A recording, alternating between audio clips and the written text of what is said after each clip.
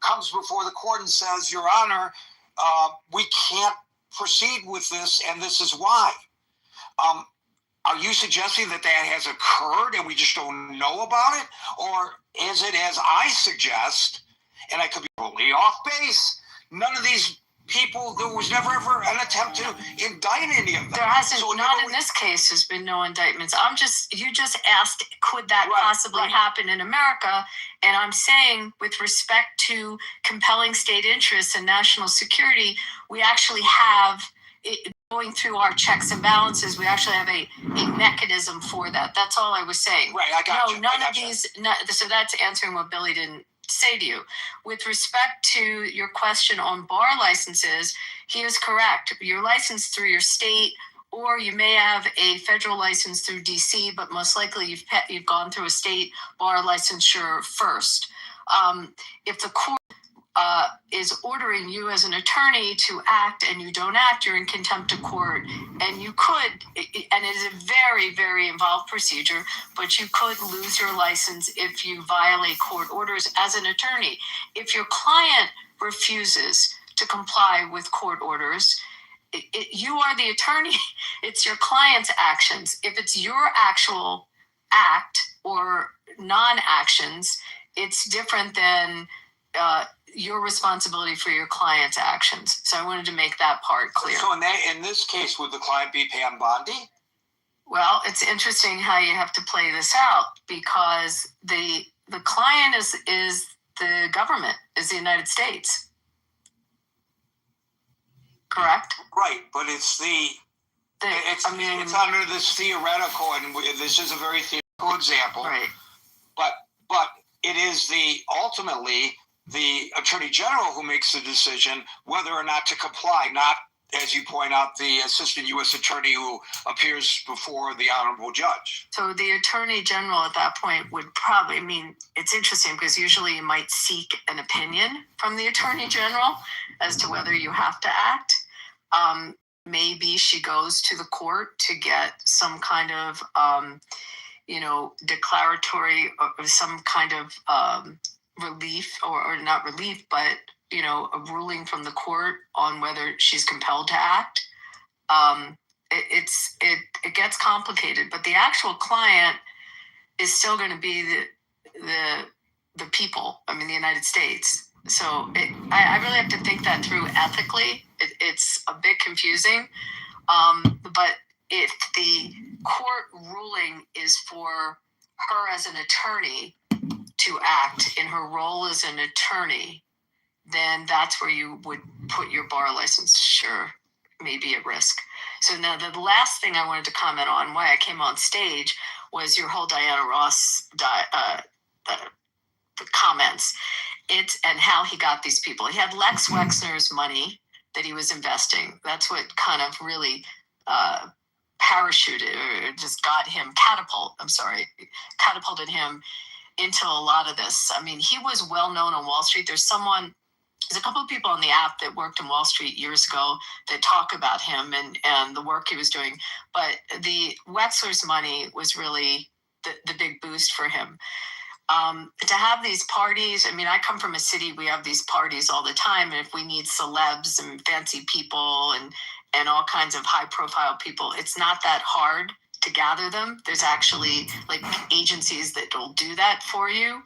But, if you want to have a big splash, and I tell you to look at the guy that does I think that maybe they're the white parties. It's the guy from Fanatics that all of a sudden now has parties with every celeb and every important person.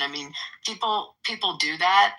The fact that he did it is interesting, but I don't think it's as unusual as you are stating it to be. I also think what's another thing that, I don't know if you considered this, is some of these names and some of these people, in doing business with, going to his premises, someone like Bill Clinton would have, he still has a Secret Service patrol. He still has people that do a deep dive as to who he's interacting with and where he's going, even post-presidency. And the same may be true with other heads of state, that they just don't go to someone's house for dinner. There's some clearance as to where they're going, and that the person checks out.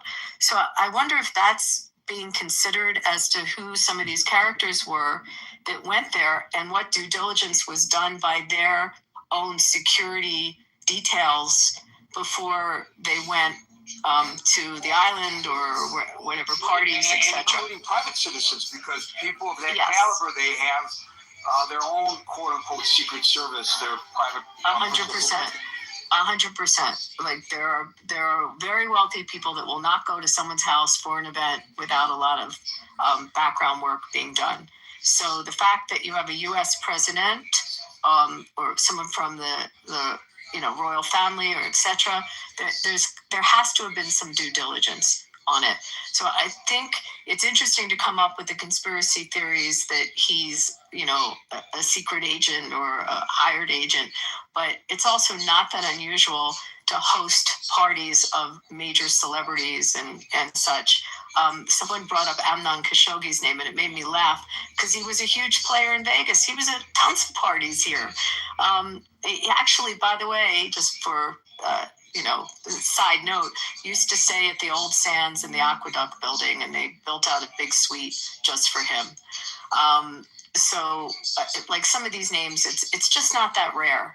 And that was my point. It's just that we don't move in those circles. But you don't have to. Just, no one has to move in those circles, but those circles exist, and there's agencies and companies that create those circles. And, believe me, I'm happy I don't, because thank God I was never invited. I was never invited to any of the parties, Abby. So I'm glad I don't circulate in those circles. It's go to a New Year's party at a casino one year and you'll see it. So, I mean, my point is, I just don't think it's that rare. And so, but if you want to put all these things together, you can create a conspiracy. I'm not saying it didn't happen. I'm just breaking down the things that you've brought up on stage and saying how they could exist without that conspiracy existing. That was it. Yep, I can see that. Thank you, Thanks. Abby. Thank you. David, followed by Abby.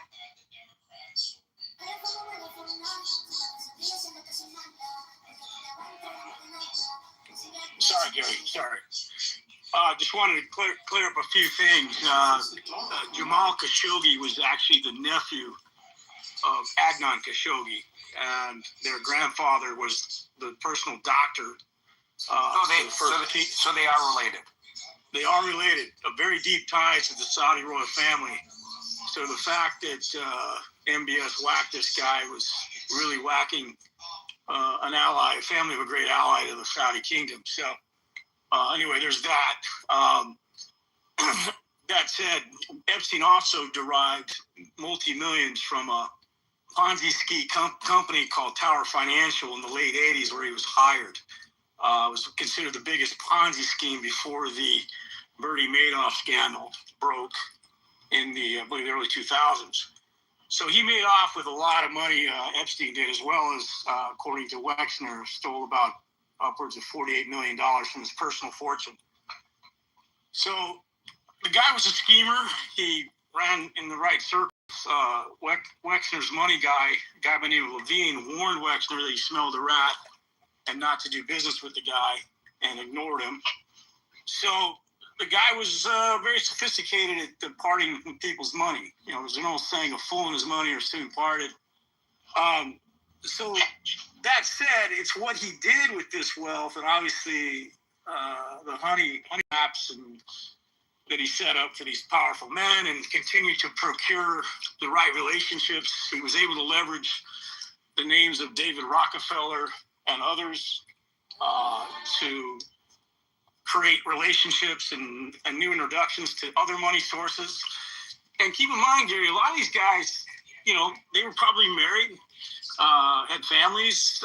Epstein provided this clandestine way in which to enjoy the company of young ladies without hopefully being caught, not knowing that this gentleman was going to obtain photographs. And now we've seen many of the photographs which can be laid at the feet of many dignitaries, from Noam Chomsky, obviously Dershowitz and others, Woody Allen.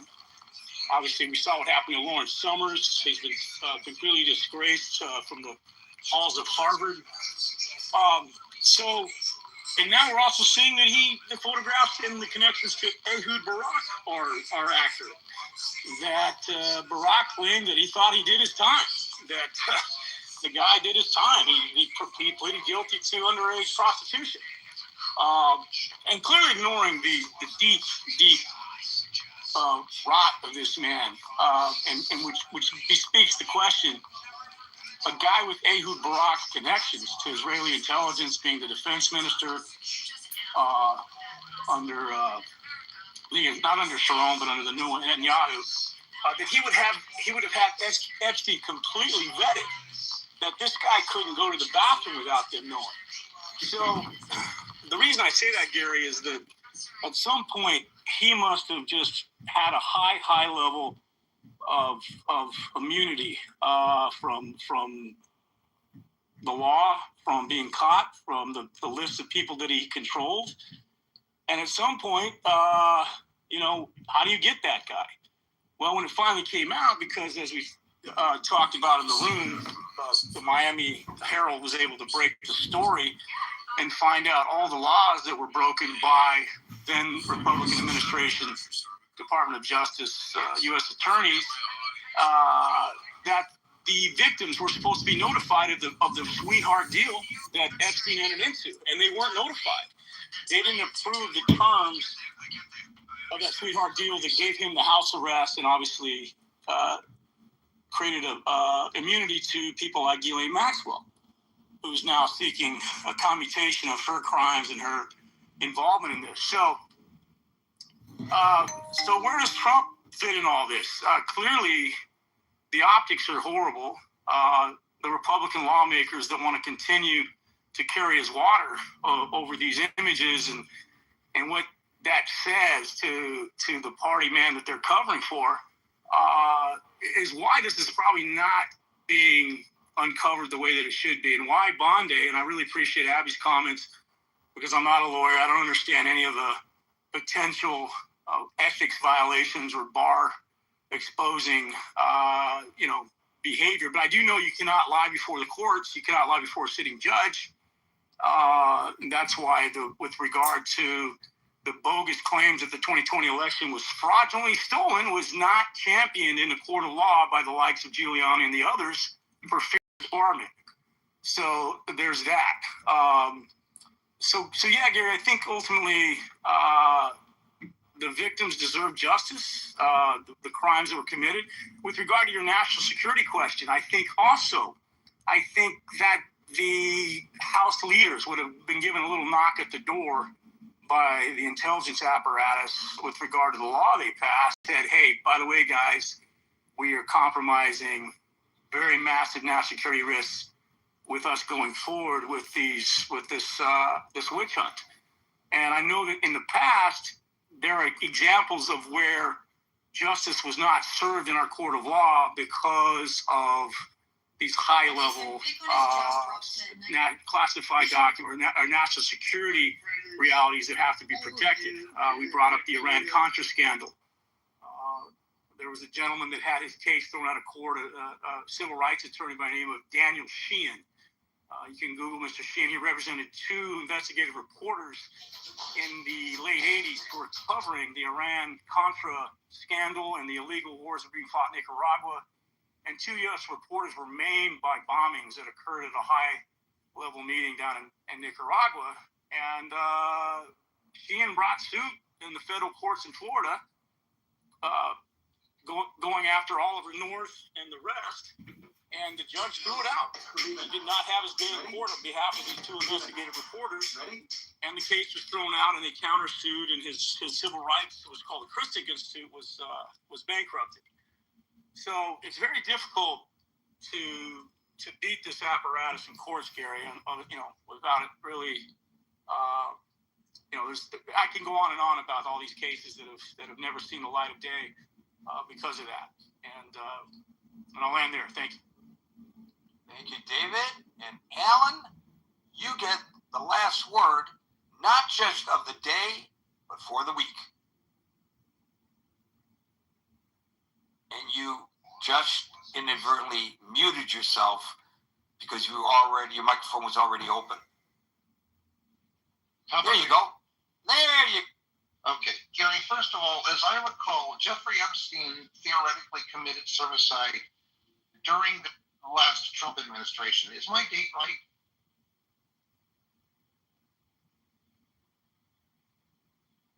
Your microphone's open, but we're not hearing you. Okay, you're not hearing me now? Now we are. No, I was going to say, I hear him. Okay, so Gary, I think that Jeffrey Epstein theoretically committed suicide near the end of the last Trump term, not during the Biden term. Am I right on that? Yeah, because, yes. So let me Trump give was you a president. conspiracy theory. You gotta Maybe Epstein was murdered. Having said that, Gary, I really appreciate David's last comment. I was taken a Ponzi scheme during the Bush II administration, and I never, ever, until David's last comment, imagined that my government was not taking my case. But I was never compensated for it. I was just patted on the head and said, "You poor thing," and it really treated in a way that was polite. It certainly did not resolve the problem that it created in my net worth. So I am becoming very skeptical of a lot of these government issues, and I think that's a challenge. And Gary, I want to end this week by challenging you to something. I have immense respect for what you do. You hold people accountable, but you and I the other day had an encounter about impeaching Trump, and your response was, if Republicans take it up, then it would become an issue. What if, Gary, one of your moderators and I were to write a Substack article about why Donald Trump should be impeached, why Republicans should favor the impeachment of Donald Trump? Would you be willing to put up a room if we put up a Substack article on that? Yeah, I think that's a potential topic, of course. Thank you. I have much respect for you, and I think you will hear from us on this subject. Thank you. I am shuddering in anticipation. Folks, we will not be here on Christmas Eve or Christmas Day. Other than that, and the same will go for the next week on New Year's Eve and New Year's Day. However, generally speaking, we're here Monday through Friday from 5 p.m. to 6 p.m. New York time. So until 5 p.m. New York time on Monday for the next edition of the Critical Thinking Forum. Everybody be safe, be well, have a great weekend, and peace out.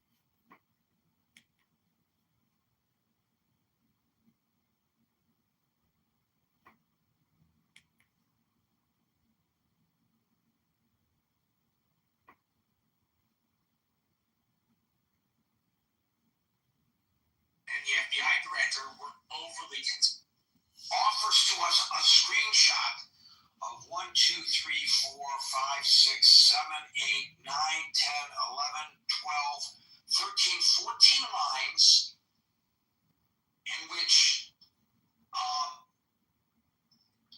the only thing that is not redacted is Donald Trump is the next line, the 2 lines down most, 2 lines down innocent.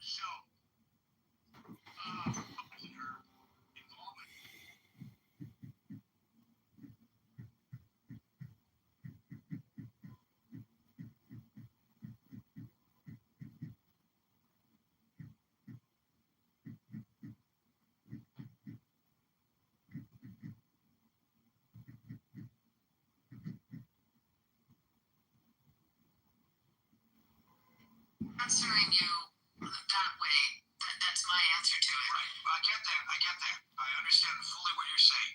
Here's the part that I don't understand. In the cases to which you refer, the case involvement in this show. So where does Trump fit in all this? Clearly, the optics are horrible. The Republican lawmakers that want to continue to carry his water over these images and what that says to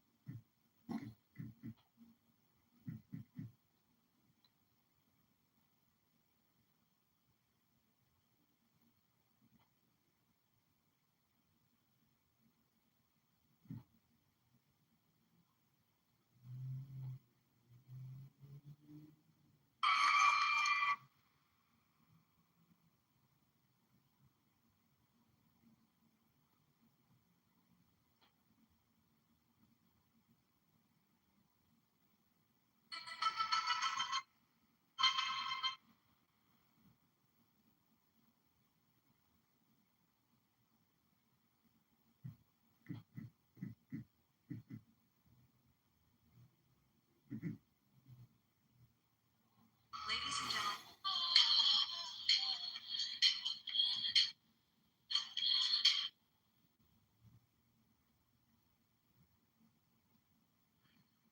My resident historian hearing.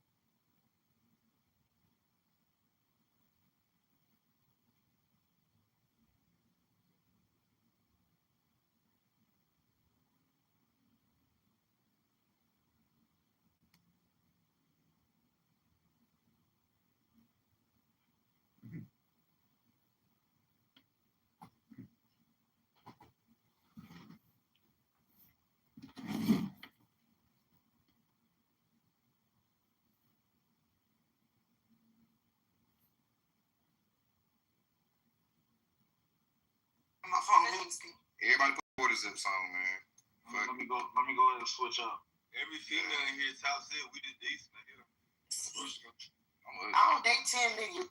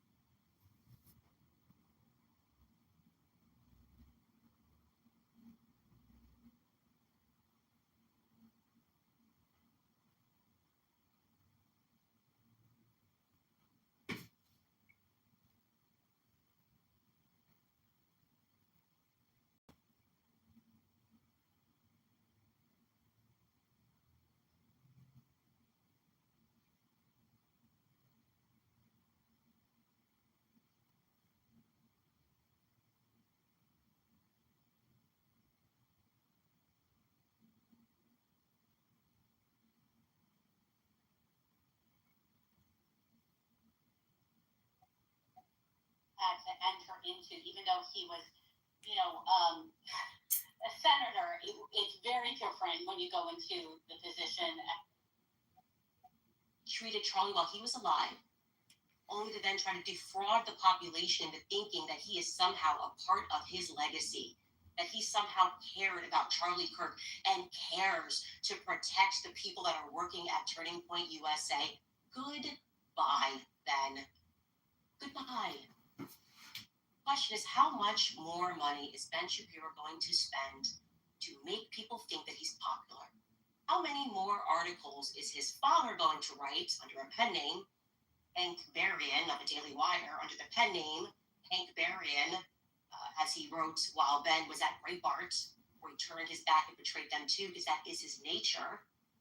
One of these belly creatures, slither on. The question is, how many more weeks and years do we have to keep pretending like Ben Shapiro is relevant? Open-ended question.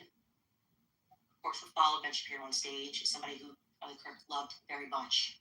We fought for it to the very end against the Jewish donors who were pressuring him, some of them because Ben Shapiro insisted that they do.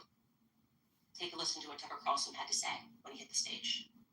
The prediction that, at some point when Republicans took power again, which I did everything I could, to help, I really felt that was important. I still think, I was right. But I really thought that the impulse to deplatform people, or even to use the word platform as a verb, which it's not, it's a noun, don't steal my nouns, deplatform and denounce. Why haven't you denounced somebody else? The whole like Red Guard cultural revolution thing that we so hated and feared on the left that we did everything we could to usher in a new time where you could have an actual debate. I mean, this kind of was the whole point of Charlie Kirk's public life. And I think that he died for it. I really believe that. And I know a lot about it because the last several months of Charlie's life were devoted in part to arguing about this event, in fact, this speech, in fact, my speech here, which he asked me to do earlier this year, this summer, and was immediately put under just immense pressure from people who give money to Turning Point, I would assume good people, but who wanted him to take me off the roster.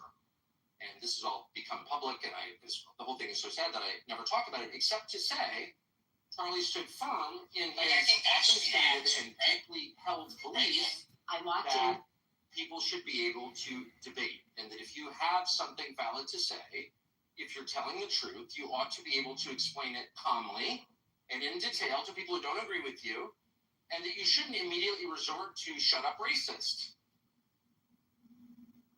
That is Charlie Kirk's true legacy, and that is Charlie Kirk's true friend, just as I was and am and will continue to fight and ask questions about who killed Charlie Kirk. And to people that are at home, I implore you to wake up to these people who believe that they are contract lords. I challenge Black Americans to wake up to your true history, because your quarrel is not with white men, okay? Wake up. Christians versus Christians, Christians versus Muslims. Wake up and learn the true history of slavery, because that wasn't exactly a white men sport, okay? Jewish people were the ones that were trading us. Jewish people were in control of the slave trade. They've buried a lot of it, but it's there, and you can find it. I think all of us need to wake up to this, because it's making me absolutely sick that he is so bold that he dare sit near Charlie Kirk's chair, that he dare grace that stage when Charlie Kirk knew exactly what Ben Shapiro was and will always be. So again, on your belly, Ben Shapiro. We'll be back after a brief break. All right, you guys, when they double down on abortion, we know that we have doubled down on supporting life.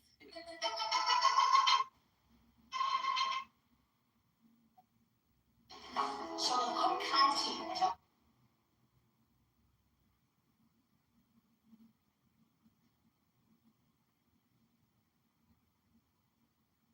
You still there? Oh, sorry. I didn't unmute my mic. Yeah, so Ben Shapiro got, I'm just going to pause it. She's going to do her ads here. We'll reset. I don't know if she's going to talk about Charlie at all. But yeah, Ben Shapiro.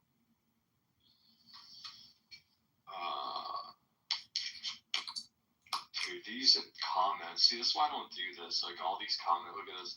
This guy is truthful. You're a liar. Don't play coy. Your insinuations are lies. You're begging for attention. Like, I'm literally just playing his fucking stream. Like, my God. You guys have better shit to do. You're getting comments for just playing Kansas's stream? Yeah, I guess so. I don't even know what these people are talking about half the time. It's like, man, people gotta, like, you know, balance out their medications or whatever else they're going on here. Whatever else they got going on. But yeah, so Ben Shapiro. Fuck you and the midget horse you rode in on. What a scumbag. You gotta understand, like, he is essentially like the Stop Anti-Semitism, but for like social media influencers, I guess, for like podcasters. Like when Mark Levin comes up there and he's like, we decide like who gets to have a voice and who doesn't, right? We'll cancel whoever we want. We did it to this guy. We did it to that guy. Like, that's Ben Shapiro. Like, this is him. Like, this is what happens. Like, they hate how intolerant, like, oh, you're so anti-Semitic, you're talking about this shit. Well, yeah, if you go along with it, you end up like Ben Shapiro. Nobody wants that. Everybody hates the guy. What a little scumbag. Like, he's still watching Candace's streams. He's suing her over a conversation she had with Phil Turney. And then he himself is asked about, it's funny, right? Because that's the clip that we've been seeing go around.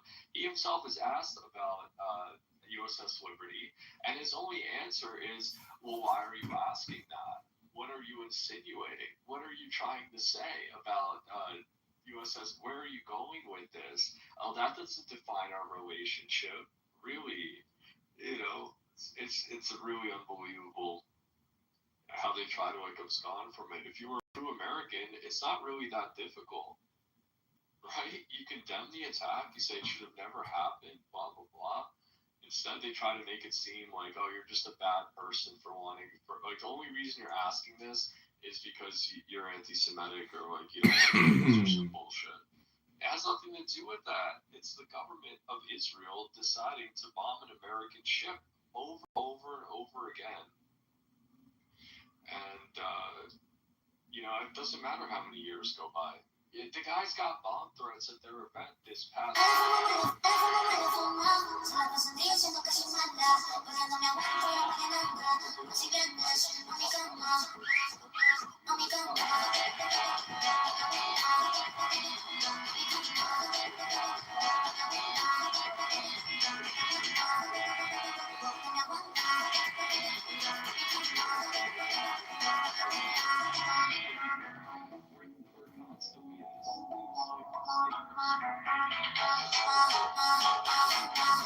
they said they preloaded the Australia situation. Investigate this, and we find that Iran had something to do with the shooting in Australia. We're going to go to war with Iran, or like, we're going to bomb Iran, or whatever else they said, right? Essentially, they're going to re-engage that war. I think that's why we're sending FBI over there, right? I mean, what else are we supposed to do? It's crazy. And look at the FBI we got. You trust them? I don't. Alright, I think we're almost done with that here. Just a heads up, apparently Vivek is speaking or either right now or in a little bit, which should be interesting. Yeah, we'll go to his Q&A. I mean, the guy is such a snake. I'll open it up. We'll see where he's at. I think Candace is back on. I mean, he's just obsessed with defending the honor of his widow. No, he's fearful. He's fearful of something about Erica Kirk. He just keeps calling out Erica Kirk on stage, demanding allegiance to Erica Kirk. Who are you? Actually, who are you? Why are you in this conversation? Why were you so quick to say that you would pick up his bloody mic and carry on? And didn't you just fire half of your force that was involved in Daily Wire Kids, only to then drop $1 million on Charlie's show? Again, weaseling your way into the chair. You weren't invited to go on there, but Matt Walsh was. That's what you do. Wheel and deal behind the scenes to make people think that you're liked. It's embarrassing, really, Ben. It's truly, honestly embarrassing. Why are you not embarrassed to be alive? I don't understand it. Anyways, so his general demeanor is starting to make me think that there's something there, right? The Fort Huachuca thing is definitively compelling, I would say. I am learning also that Fort Huachuca has ties to Liberty University, and that you can attend classes there and achieve your degree at Liberty University. Still working to verify that. Mark Amade, we're going to get to that congressman in a second, Amade, has come out and really kind of not answered where he was on the morning of the 9th. And as I said, I don't know if we can rely entirely on the memory of one person who believes that he saw these individuals. But what I can say is that we verified 1,000% that he was where he said he was, that there was a meeting where he says that there was a meeting. We verified that Captain Neff was there, the one that he says was nice, but he got questioned for a very long time and they wanted to hold him for 24 hours.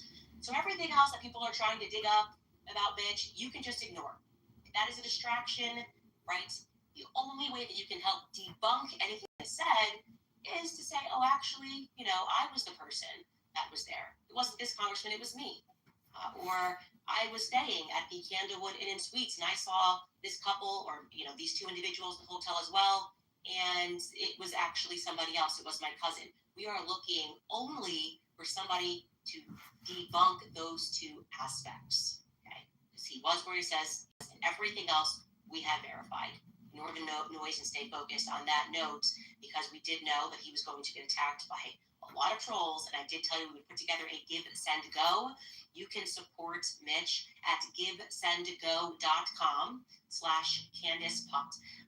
Regarding this, it is all real. It is all verified. Take my word on it. You don't have to send a bunch of emails and say, well, maybe this sounds weird. How do you get onto the base? We verified it all. Okay. Now, regarding Fort Huachuca and what it is, who he believes that he saw, we told you obviously that he thought that he saw the congressman from Vegas, Mark Amadei. And I will say, regarding the call sign in Vegas, we keep telling you that call sign at various times says Sam 702 or RCH 702. Well, that's Vegas. 702 is Vegas. Talking just about area codes. Obviously, 702 is Vegas. So that could just be obviously a coincidence, but it becomes compelling. Well, Mark Amadei apparently received a ton of phone calls from his constituents who wanted to know where he was. Like, where were you actually on the morning of the 9th? I want to remind you guys, the meeting was concluding at 7:30. We verified his call logs. We verified everything. The meeting was concluding around 7:30 a.m. in the morning on the 9th on Fort Huachuca, at Fort Huachuca. So it is entirely possible, and as flight routes show for planes that did maybe perhaps were in attendance at this meeting, you can get back to DC. You just can, obviously, in that time frame. Well, Mark Amadei tweeted this. He tweeted, for those of you information consumers who are stuck in practices of the old days, who prefer facts to dreams and falsehoods, take comfort knowing that in public service there is this thing called the public record. Public record on September 8th indicates that I was returning to Washington, D.C. from my district and voting on the floor of the House of Representatives, and on September 9th, in a 12-hour markup in the House Appropriations Committee, of which I am a member, as well as voting on the House floor. Should you prefer video to the words of a member of the federal legislature, please feel free to view the House Appropriations Committee's recording of said event on that date. To quote Ronald Reagan, facts are stubborn things. Merry Christmas. So it's like, whoa, serving up. I was for 12 hours locked into this meeting. And so there I am. There's my alibi. Well, very quickly, the interneted and realized that actually he missed two of the roll calls that happened in the morning, and that he was present in the evening or late afternoon. We are still working to verify that. I replied to that feed, but I can tell you what this person posted and showed.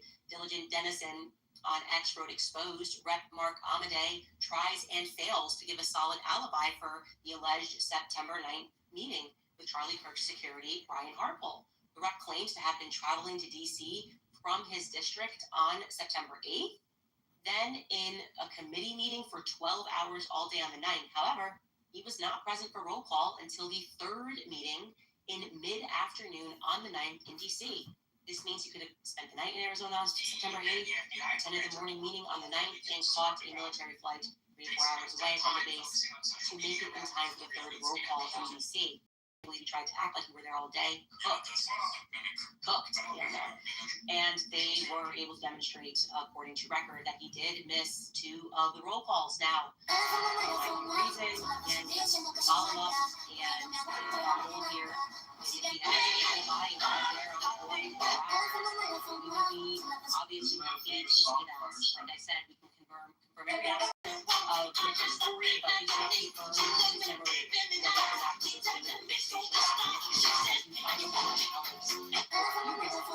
1 is that I was actually given the travel logs for Brian Harpole, and it is entirely possible that Brian Harpole could have made it for that meeting. I can tell you that definitively. Brian Harpole could have made it to that base for that early morning meeting. There is no question. And obviously, in the interest of making sure that I'm not misrepresenting him, I have now reached out to Brian Harpole twice. I have his number because he was Charlie's security. I went on tour with Charlie for years. Messaged him. I know that he received it according to iMessage. I messaged him again. I messaged him, just so we're clear, before we went live yesterday, and I messaged him again since, and I asked him, hey, look, we're only in the interest in telling the truth. If you were somewhere that morning, let us know and we'll clarify that. You would think that he would jump at opportunity, because why would you want to have people even thinking or surmising that you couldn't have this meeting when you can easily debunk it? We got crickets from him. Again, it could turn out that it was a Brian Harpole lookalike. It is totally plausible that he just mistook someone's identity, and I am totally open to that and just looking for more information. There was one person who we are vetting who believes that they have evidence that the people that Mitch saw were in fact on that base on that date. We will keep you guys obviously posted on that. Now, something else interesting happened. I have been sending, just so you know, when I send Mitch stuff that's happening and I'm trying to guess who was there or who wasn't there, I don't give him the context when I send him pictures. So when he first described the congressman, described the person's height and their, glasses, this or that, I sent a few congressmen. He was like, no. And then we landed upon the Las Vegas congressman. We did not give him the name. I didn't know his name, to be honest with you. And he went, that's the guy. So it was interesting. And of course, this was before we discovered the planes and the route to Las Vegas. So that was compelling. Yesterday, and genuinely because I was sitting down having a discussion at dinner with Johnny Yep, who runs Catholic for Catholics, and we were sort of discussing everything. I get this text message from Skylar being like, Ben Shapiro's like on stage, just like calling you out again. I said to myself, what is his investment in this? Why do I feel like he's somewhere along the way implicated in something? Let me clarify, I'm not saying he murdered Charlie Kirk, but it doesn't matter if I said that either way. His whole style is to try to sue people out of the free markets because he can't win in the free markets. But yeah, I'm going, what is this? Why do I feel like there's a hook here? And at that time, someone had mentioned to me, hey, did you see what's going viral right now on X? Which is that Erica Kirk lied about having not dated anybody before Charlie Kirk. And actually, I knew that she had dated somebody before Charlie Kirk, and I had never known that she had made that claim, and people were starting to make all of these videos about it, and wondering if she had misremembered or whether or not she was telling an intentional lie about her past. Now, what I can say is that there does seem to be disparity between her version of events and other people's version of events. Definitively at that meeting, obviously, I've already intimated to you, like Andrew Colvett has a memory, Erica Kirk has a memory, and then the surgeon has a memory, right? I should also mention that the surgeon said, and again, this is through a third-party person, so it's on direct line between me and the surgeon, that he absolutely did not violate HIPAA when he suggested, hey, maybe it's a frangible bullet, but rather that it was a three-way call with him and Andrew and Erica. I don't know if he's telling the truth or if Erica's telling the truth and Andrew Colvett was flying blind. But, there's a disparity. And as I was looking at this, I sort of went, oh, wait, yeah, I do remember that Charlie told me about Cabot Phillips dating a girl. For some reason, I thought it was Sammy, the other girl that he had a crush on. And I was like, was it Erica? That's so funny. I'm trying to remember this. And then I saw a picture in somebody's TikTok of Cabot Phillips. I hadn't seen him in a very long time. He works for the Daily Wire. And he had a beard. And that was the thing that he kept saying to me is this guy had a beard. He's around 37. Anyways, I sent him the picture of Cabot Phillips. And he says, yes, that's the person I remember being at the base. Now I'm like, that would be totally crazy. Maybe, again, this could be a lookalike. And so I messaged Cabot Phillips and did not get a response. I messaged Cabot Phillips twice today, actually, and asked if he wanted to have an off-record conversation because we can't just, take that to the bank. Like I said, I am terrible with bases. So if I saw Cabot Phillips, I had to just from memory, there's 30,000 other people I would say it was definitely him too. And I can't trust Mitch's vision on this, but it at least is compelling. And I was like, let me do some basic fact checks here. What do we even know about this guy, Cabot Phillips? And I know that he does the Morning Wire at the Daily Wire. And I checked, and he's missing from the Morning Wire. He doesn't do it daily, but he does it enough times that I noticed that he is missing from September 4th to September 10th on that show. And so I am looking to see, to just debunk or remove him from the picture.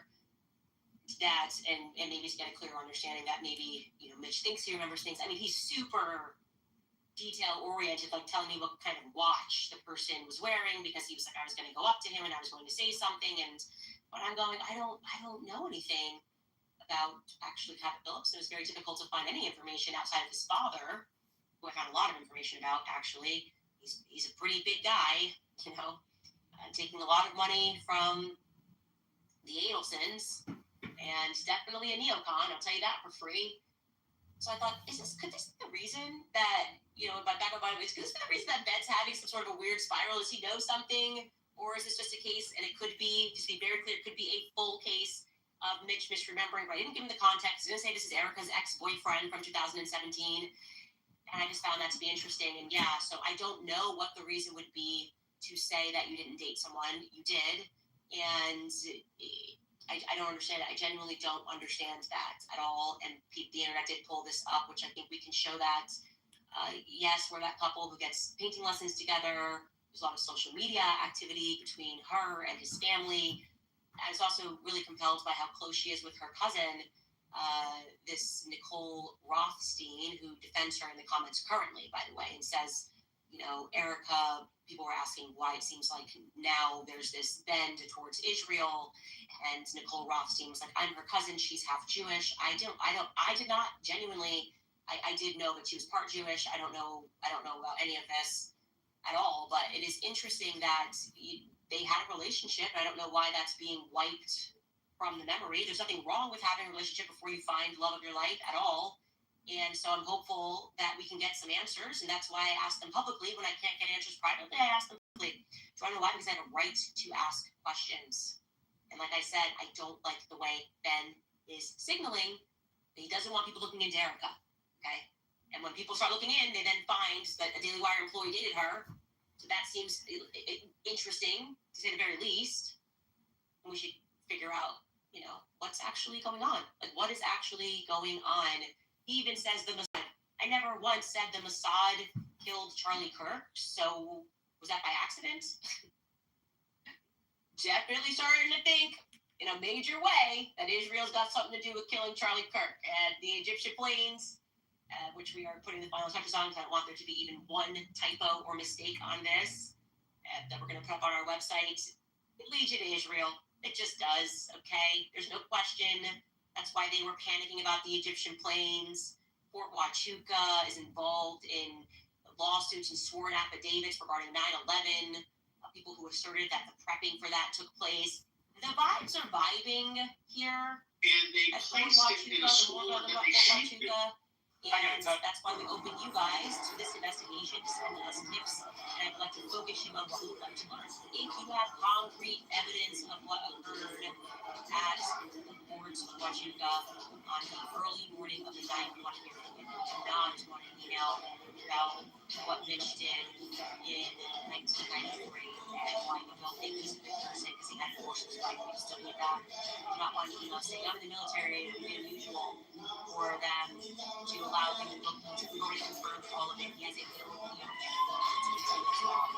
Possibly with records as well. If you can see the background of it is behind that. We verified everything we could verify about the story. We cannot verify the people, and I just sense that there's something that's coming undone. It comes undone on topic, and that's Israel. So we will take a break, and I will answer some of your questions. All right, you guys, you should know that as a consumer, you actually carry the success or the failure of a business in the palm of your hands. All right, guys. So in the meantime, I'm just going to do some questions here. I might play a little bit of the debate here. I'll see if anybody else is streaming. I can leave this up, but I will have to go take care of a couple of things. Maybe there's another space cooking here. We'll close this out, though, in a little bit. So the Epstein files did drop. I think they're pretty much just all entirely redacted. There's a new picture that came up. I don't know if this was part of the drop or not, but it's a picture of Jeffrey Epstein eating cake with a U.S. Army picture, or like a U.S. Army sweater, I guess it is. And there's a bookshelf behind him where you will spot, and one of them is missing. So it says on the bookshelf behind him is the Talmud. All right, I'll put this up in the nest for a second. Let me put that up there for you guys. So I don't know if you guys have seen this picture yet. I just saw it.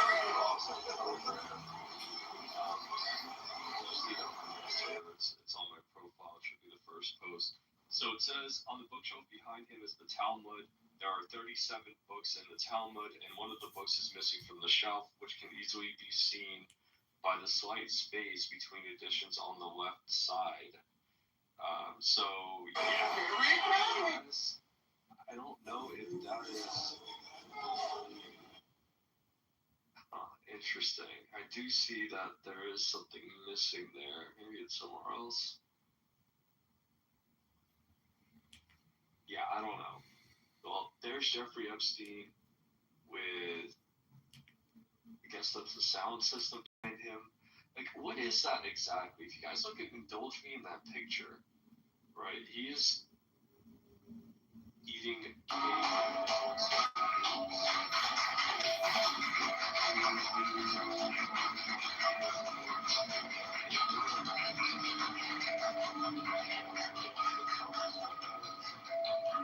on the shelves, allegedly, that the entire series of Talmud.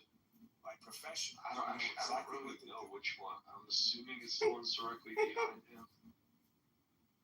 But there's also two more of them up on the shelf on the right side, and I don't know if that's a picture of Ghislaine or a picture of his Belarusian girlfriend. Not really sure. That one, I know one of those is a picture of his mom. The one that's directly above his head, that's an old picture of his mom. You don't think this is our technology? Stephen King up there. Anyway, somebody called that out. But if you look, like, over his legs, like directly behind him, you're going to see a bunch of electronic equipment. And it says Pioneer on it. I mean, I don't know what exactly that is. I mean, it could be a sound system. It could be a recording system. It could be like a DVR type, NAS type system. It could be for making tapes or recording stuff. I don't know. If you guys have any idea what all that gear is for, it doesn't seem to be a VCR player. I don't know what that is. Maybe it is some kind of like video thing. You know, we love making videos, especially videos with so that's up there. I don't know if anybody knows. Alright, as I say, this is almost done here. Just gonna take a few questions. I have to check Mitch, it's a little bit southeast of Phoenix, Arizona. It's almost on the border with Mexico. It's not far from Nogales. That's probably the closest city to I don't really know what here that would be recognizable. Let's see if there's any cities. Huachuca City, a little bit west of Tombstone, Arizona. I mean, it's not right on the border, but it's pretty close. Probably one of the last bigger cities.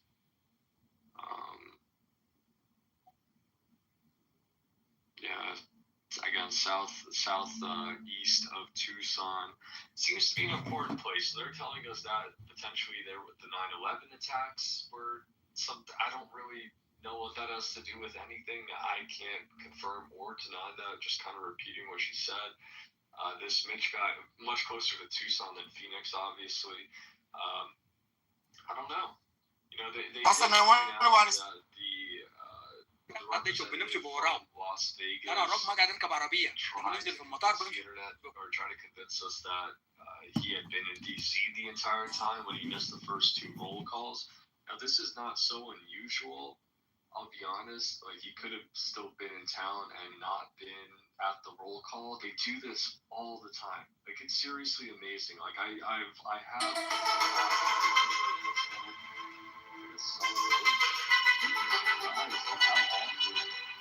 representatives that are there will, like, take a leave and, like, not come back for a while, and then they'll come back. It's like, you know, there's obviously all this process and stuff with it, but yeah, that whole thing is an absolute mess. I honestly don't really understand what job any of those people do. All right. want people to be removed from the market. They can't compete. If the rules are fair, they would be nowhere. That's the Barry Weiss's invention. Absolutely nowhere. I mean, imagine having your dad babysitting and like writing new comments on the internet and you're like 45 years old. Like, what even are we talking about? Okay, top comment from last episode. Stephanie writes, why would this man willingly bring hell on himself if he was not telling the truth? I know. And there's so much more about his story when you start reading what they've been through. It's unbelievable. And again, I think that's why so many veterans who have honestly been through these scenarios with the military just wrote so many beautiful emails. I wish I could share them all with him. Many people, by the way, who completely verified what he said about Fort Huachuca. One person who even said, oh, that year I was actually JTF, and he's absolutely telling the truth because of the horses. That part he talks about, like the horseback riders, and they told me who the general was and insisted that they all learn to ride horses. So he is very much being supported, and we can do this stuff without support from the mainstream media. Let them keep calling us crazy. I'm okay with that. We would only be crazy if we believed anything that they were saying at this point. Unaffected COVID writes, go Max, Candace, go Max. Thank you for that donation. Chance Callahan writes, as engaged in the scene and OG Candace stan, I have always appreciated your authenticity and intellectual honesty. I used to have to defend my support of you, but that is no longer. The people are waking up and recognizing who and what is fake and gay. Stay safe and thank you. Yeah, even the way when he tries to like diss me on stage and he's like, retarded. The way he says retarded is like, he's so effortlessly uncool. That's what I want to say about Ben. He's just like effortlessly uncool. So cringe.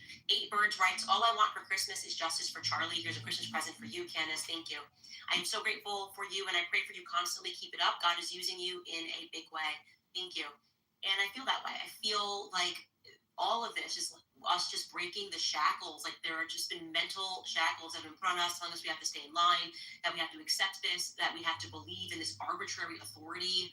And everyone around the world is waking up to it. Like we are just waking up to how absolutely duped we have become as a society, believing that this system is fair and so clearly rigged in our faces. And yeah, I just hope that people feel inspired to similarly go Max and stand up against it. And I don't even care about these lawsuits anymore. I mean, Ben's going to get me a legal letter so fast. I don't care, man. This is your whole, the Pharisees, people who write the laws, and we got the judges, and blah, blah, blah. We'll put you in a private court and sue you for liking tweets. Like you heard him on stage, like I was like literally sued for liking tweets. You know how petty you have to be to even look at somebody's likes? What are you doing? Like, what are you doing? And then publicly trying to pretend like you care about free speech while you privately sue people who are just trying to leave your company after they're fired. You fired me. Like let me go. Like, please let me go. Stop telling people you're chosen. You are not chosen to do shit except within the synagogue of Satan. Clearly, because everything you do is the manufacturing of lies, bullying, getting people to write articles, smearing, libeling. Yeah, it's pretty explicit what kind of people engage in that sort of stuff. So, anyways, let me stop telling you guys how I really feel. AU Basri writes, damn, let her cook. Nam writes, I might not be rich, but this is for the joy you gave me for calling out Mini Benny out for his Napoleon complex. I haven't had a laugh that good in a while. Thank you, go Max, stay Max. Guys, this isn't even the tip of the iceberg in terms of what that man has put me through because I survived. Like literally, it's like, that's why I say it's a slave owner mentality. It's very obvious that that's what it is. Why are you hosting 300 people to fire someone?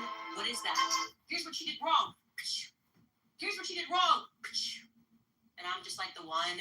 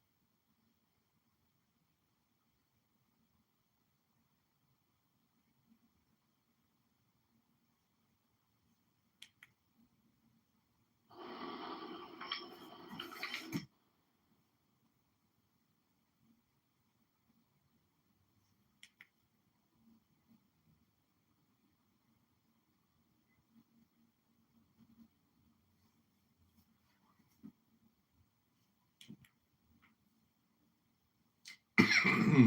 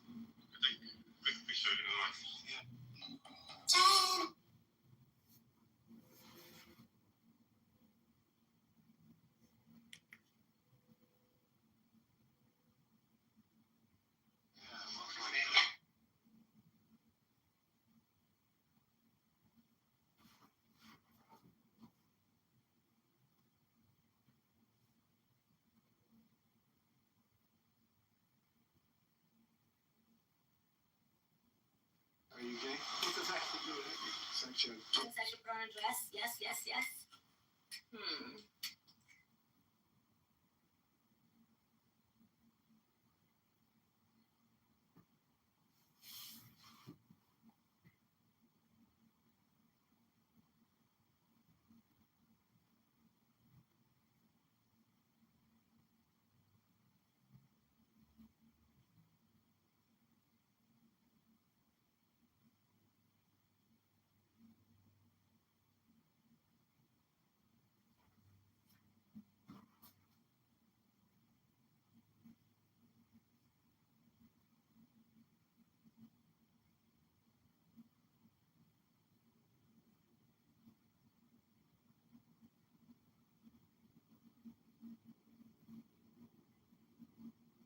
What's a soulmate?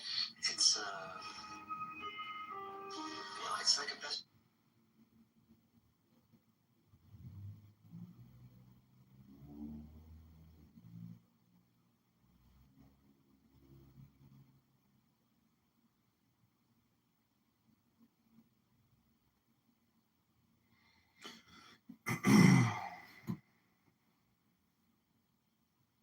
I'm a trans woman.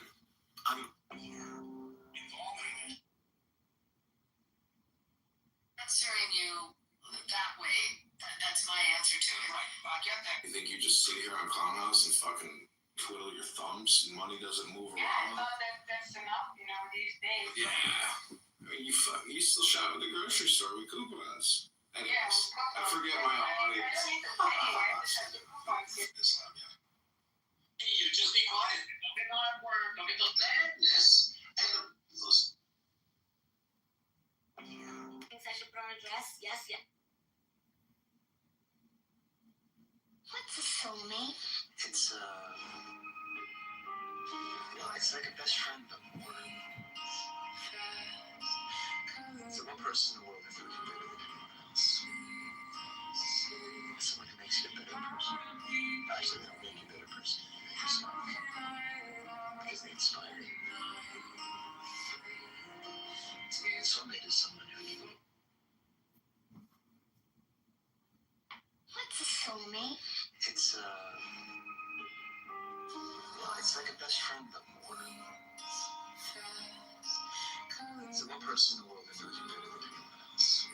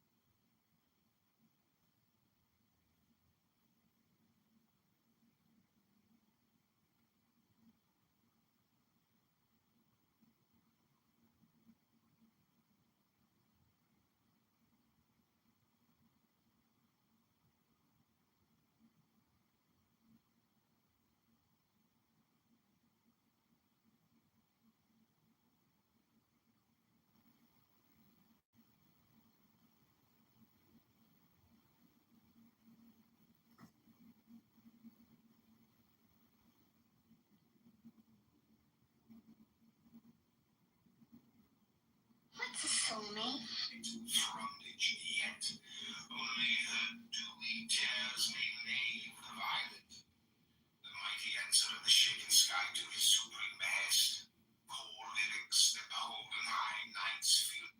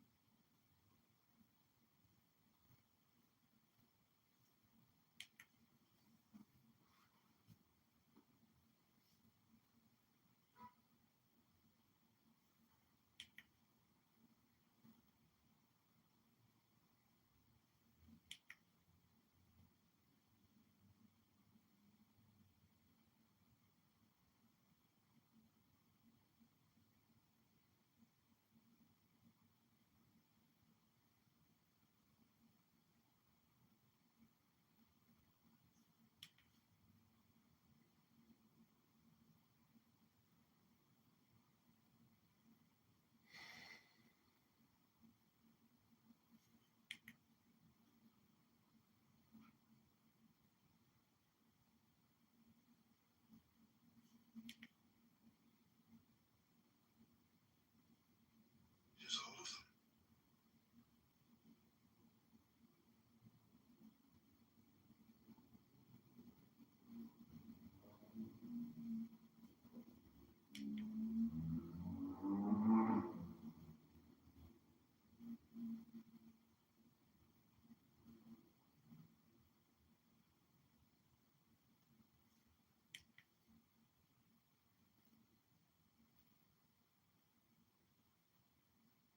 Contestants participated in an exhaustive round of personal interviews designed to help our judges discover what makes each one special.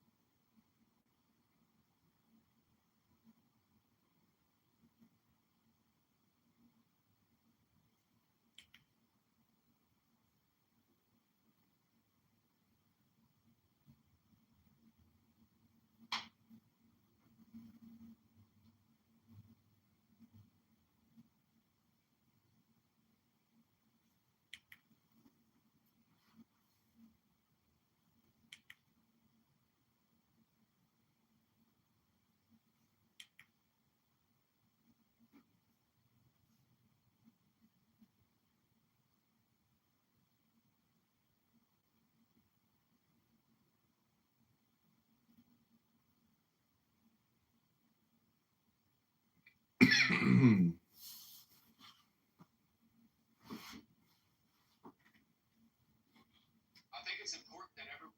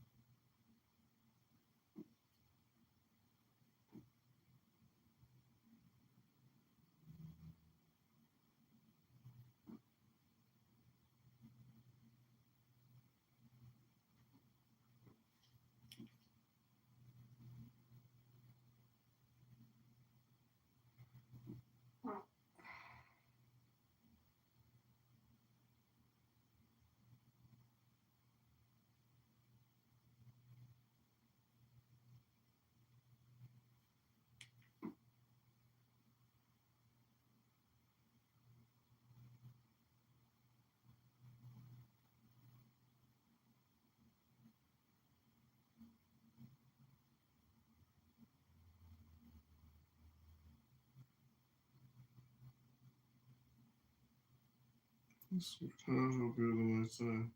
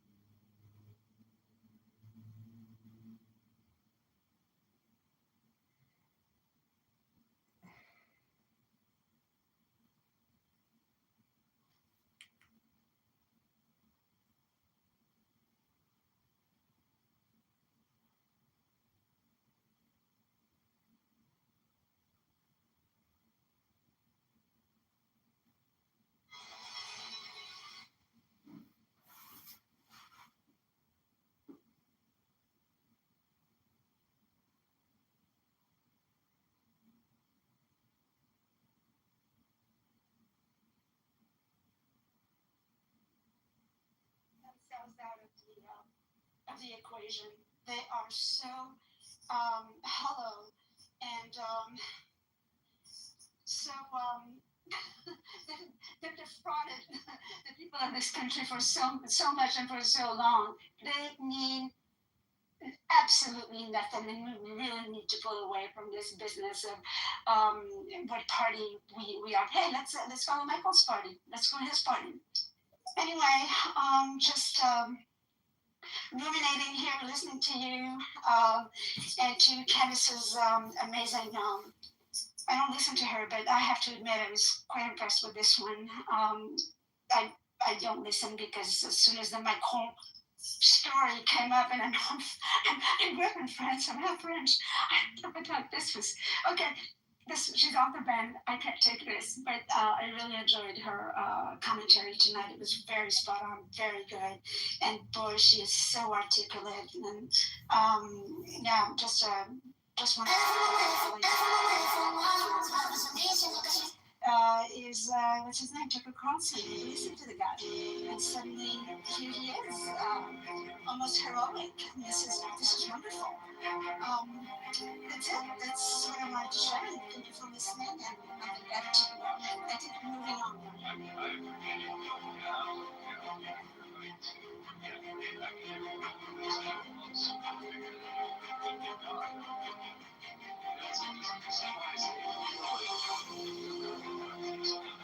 Rhetoric and being nasty, like you better not miss. Because if you do, like you polarize people, you force them to like objectively evaluate what's going on. And you might not like the decision that they come to, right? It's like you're putting them on trial in the court of public opinion. And the problem is, if like you're not the decisive victor there, you are going to just do the opponent, whoever you're trying to take down, a favor. The complete opposite will in fact happen, and this is what they're seeing. They're not understanding it. They're like, well, what do you mean? We were supposed to destroy your life. We were supposed to rid Isn't that a famous song, Firestarter?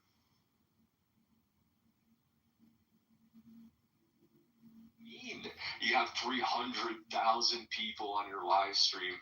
Ben struggles to like get 1,000 people watching his streams. He's got almost 8 million followers. The guy's a loser. And you gotta, this is the question. It's like, well, how do they stay relevant if they really have no fan base? They're talking a bunch of nonsense. I mean, who in America wants to hear that Israel was fully justified in their strafing and near annihilation of the USS Liberty? I mean, yeah, after 60 years, I feel like you could come to a better conclusion there, especially if you want to feign being American. I see Destiny. What's up, Destiny? Are you excited for this? What's going on? What you tell us? Is everything redacted in this entire trove?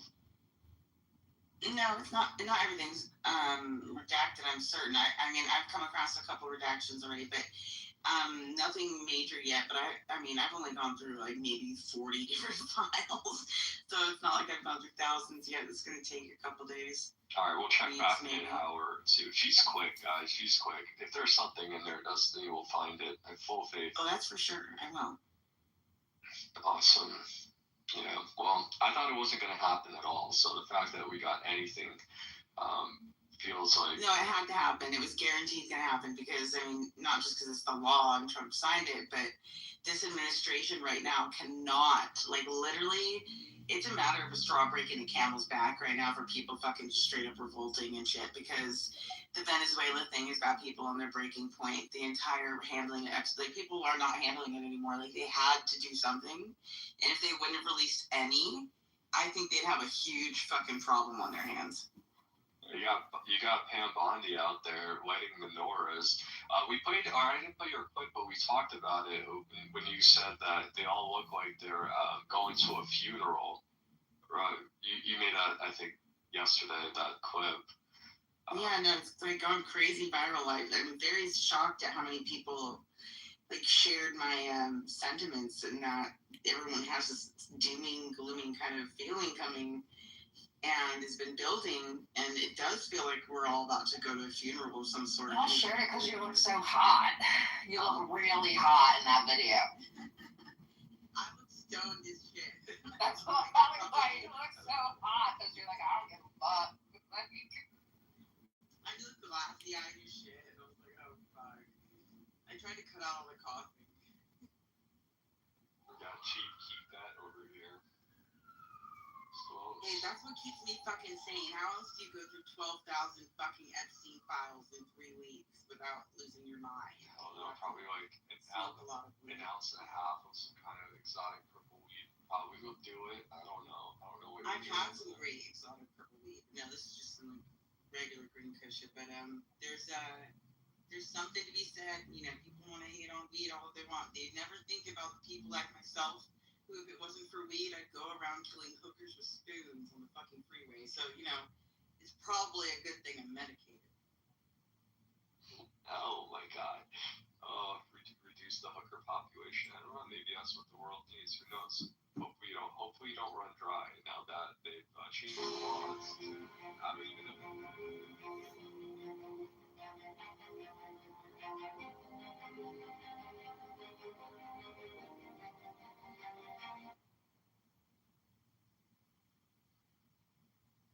That's the only thing we've gotten right for a long time. I'm getting a contact buzz just hanging out with you guys.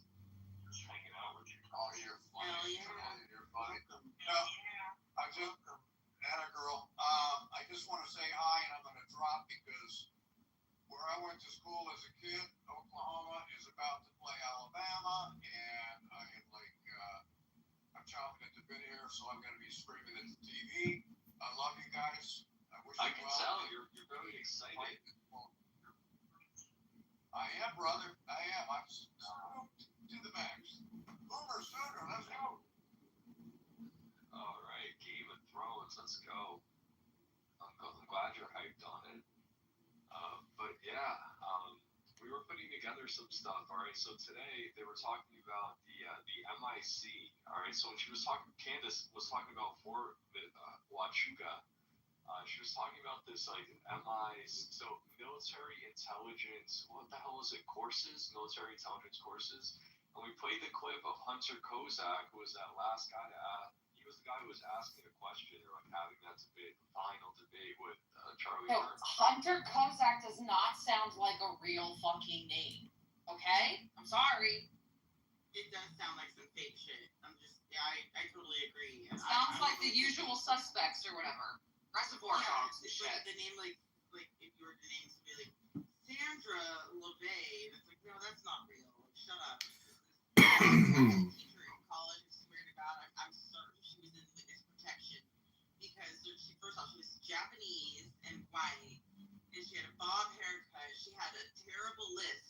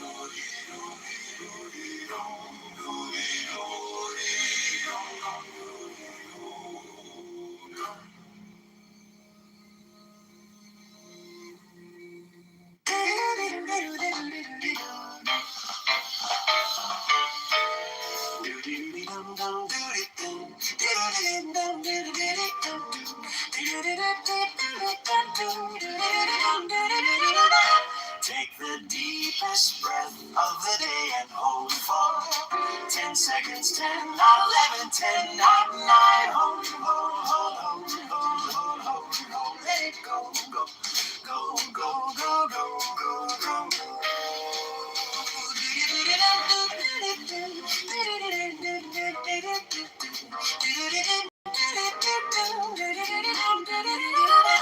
Take the deepest breath of the day and hold for 10 seconds, 10, not 11, 10, not 9, hold, hold, hold, hold, hold, hold, hold, hold, let it go, go, go, go, go, go, go,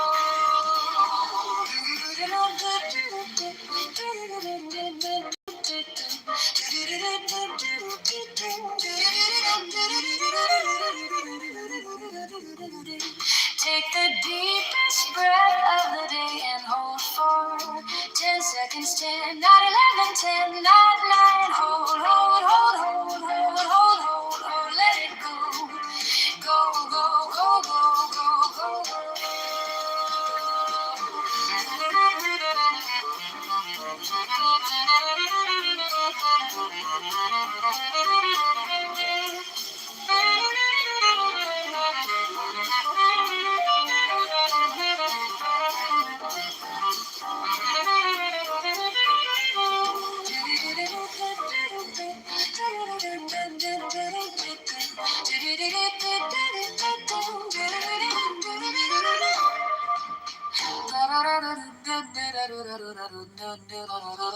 Take the deepest breath of the day and hold for 10 seconds, 10, not 11, 10, not 9, hold, hold, hold, hold, hold, hold, hold, hold, let it go, go, go, go, go, go, go,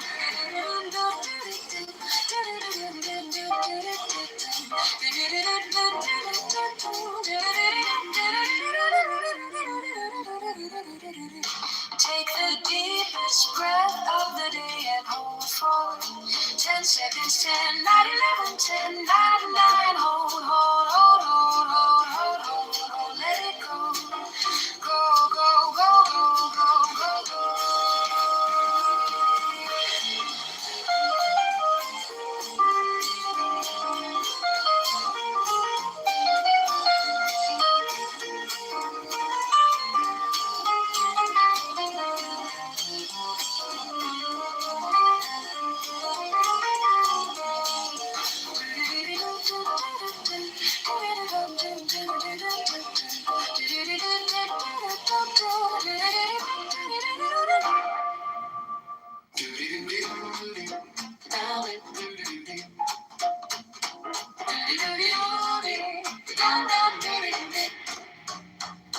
Take the deepest breath of the day and hold for 10 seconds, 10, not 11, 10, not 9, hold, hold, hold, hold, hold, hold, hold, hold, hold, hold, hold, let it go, go, go, go, go, go, go, let it go, go, go, go, go, go, go, go, go.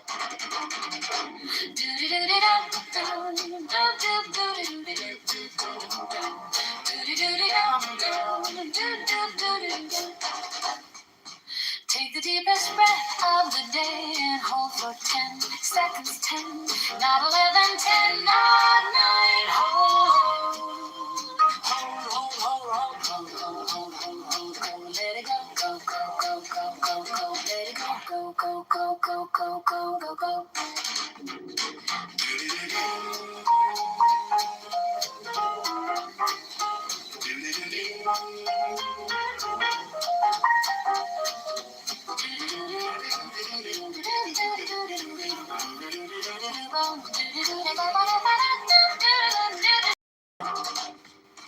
Take the deepest breath of the day and hold for 10 seconds, 10, not 11, 10, not 9, hold, hold, hold, hold, hold, hold, hold, hold, hold, hold, let it go, go, go, go, go, go, go, let it go, go, go, go, go, go, go, go, go.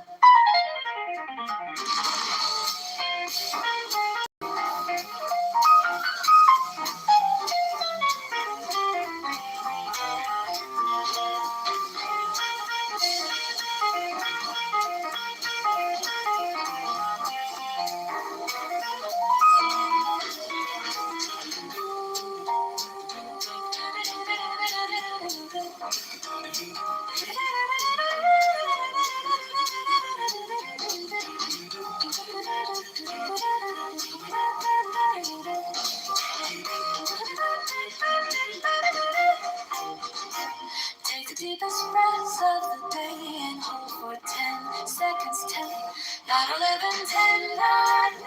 Hold, hold, hold, hold, hold, hold, hold, hold, hold, hold, hold. Let it go, go, go, go, go, go, go. Let it go, go, go, go, go, go, go, to go.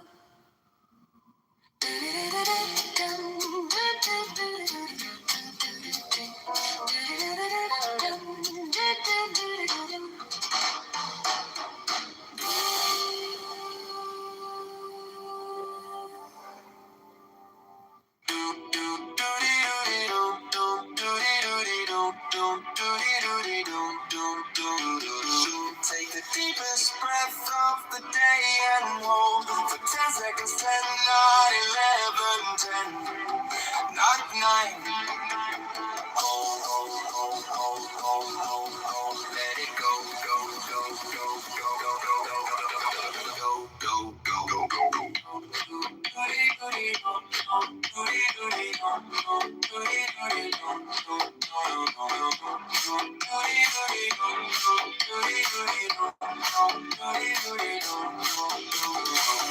Take the deepest breath of the day and hold for 10 seconds. 10, not 11, 10, not 9. Hold, hold, hold, hold, hold, hold, hold. Let it go, go, go, go, go, go, go, go, go, go, go, go, go,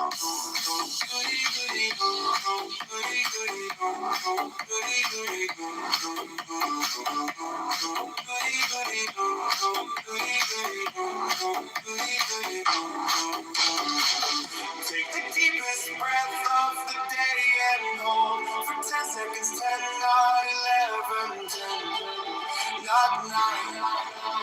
Hold, hold, hold, hold, hold, hold, hold. Let it go, go, go, go, go, go, go, go, go, go,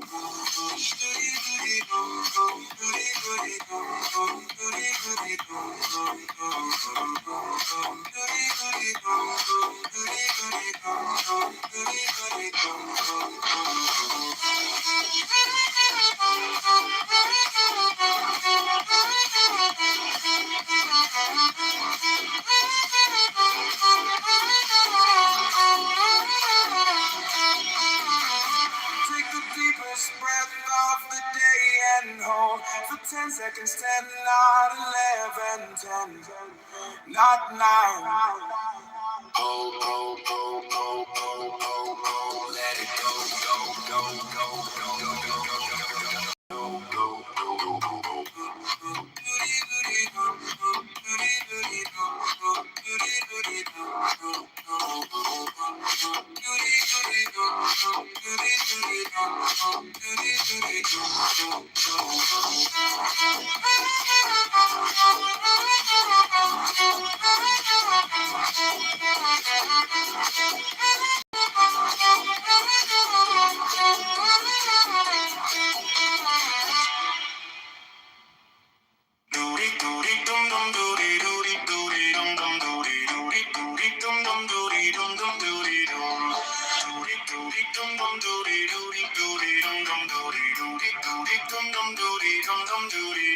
Take the deepest breath of the day and hold for 10 seconds. 10, not 11, 10, not 9. Oh, oh, oh,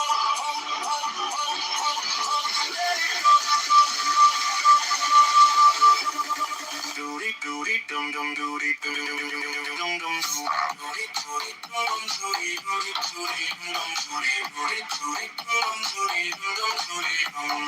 Doody, doody, dum, dum, doody, doody, doody, dum, dum, doody, doody, doody, dum, dum, doody, dum, dum, doody, dum.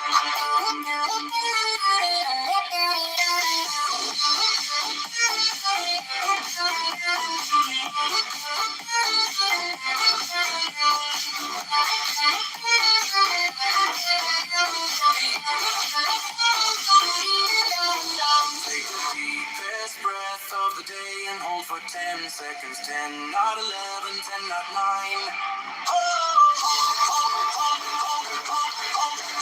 Let it go, go, go, go, go, go, go, go, go.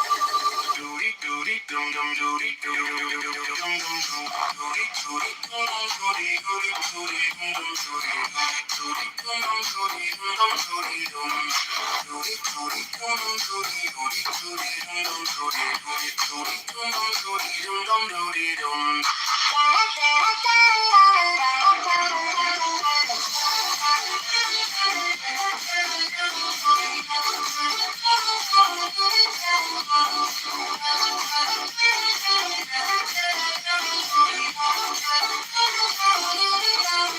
Take the deepest breath of the day and hold for 10 seconds. 10, not 11, 10, not 9.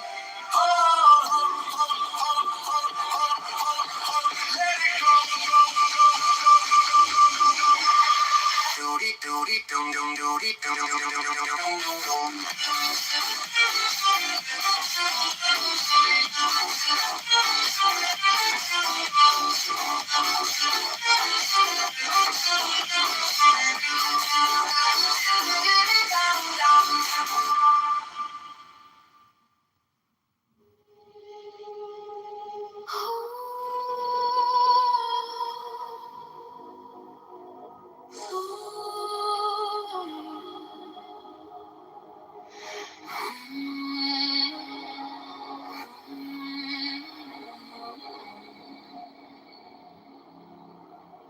Close your eyes to the noise.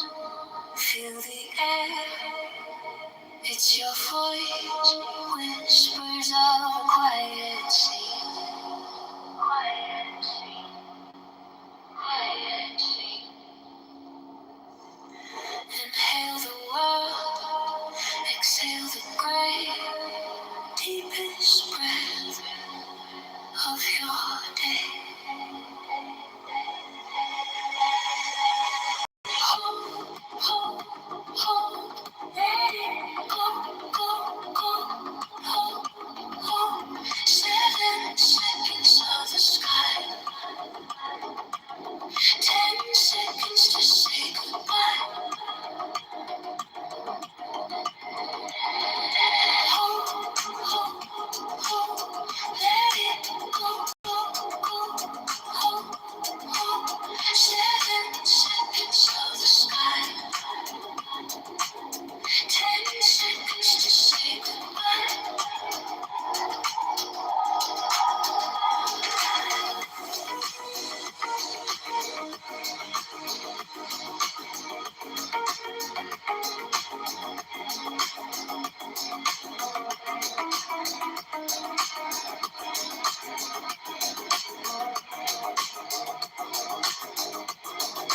Time dissolves, it bends. Every breath begins, it ends. Clouds are rivers in disguise.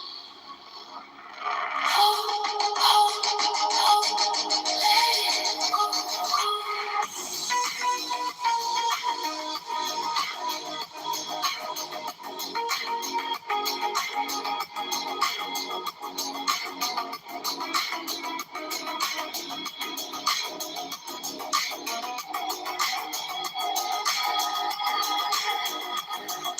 Hair turns cold when you believe. Breathe away, let it leave. Echoes blown, soft and slow.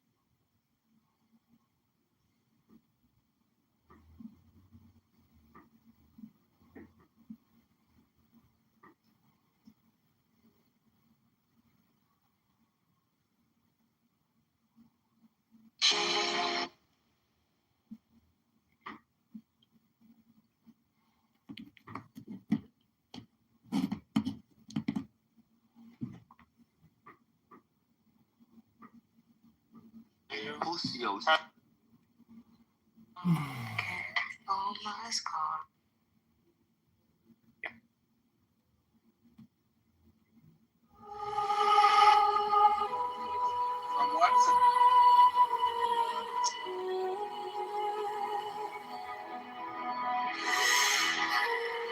I don't mind what point you want to see this debate.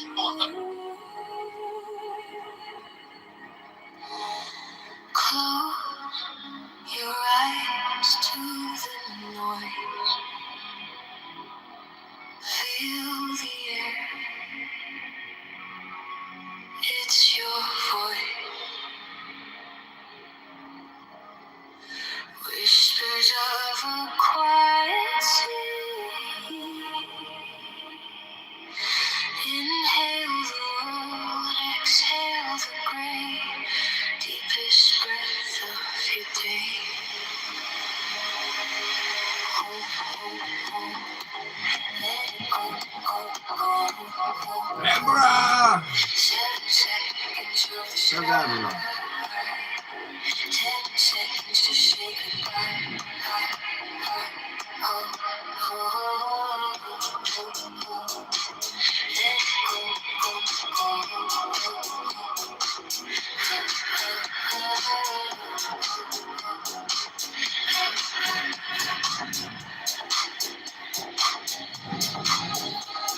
Time, this is all. Say it then.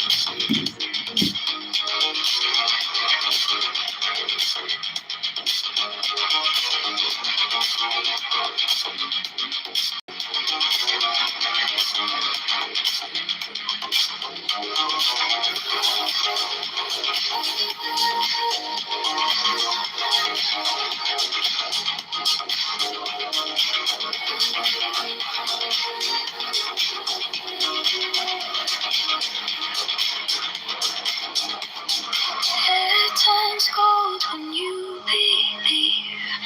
Breathe away, let it leave. Echoes bloom, soft and slow.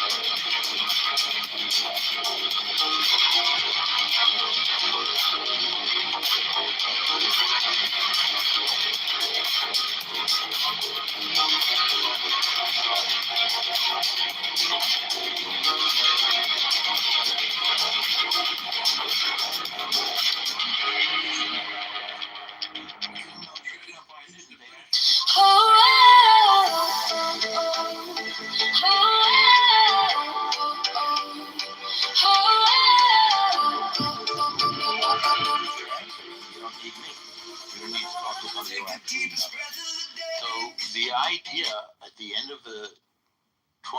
of the 19th century was that empires fell. British Empire, French Empire, Ottoman Empire, and the world was divided up instead of into empires, into nation states. Among those are all of the Arab states with all of the oil and all of the African nations and South America and even the European map. All of these were really mapped. And included in that was a homeland for indigenous people. In the case of Israel, the Jews, the indigenous people of Israel. And Arabs also, who were indigenous, they threw off the yoke of empire. They threw off the yoke of the Ottoman Empire and also the British Empire, for that matter, which helped them against the Ottoman Empire, and they declared independence the same way Israel did. So most of the countries in the United Nations were created in the 20th century. Israel is just one. You also got, So the British Pakistan. Empire, the British Empire helped you create it, right?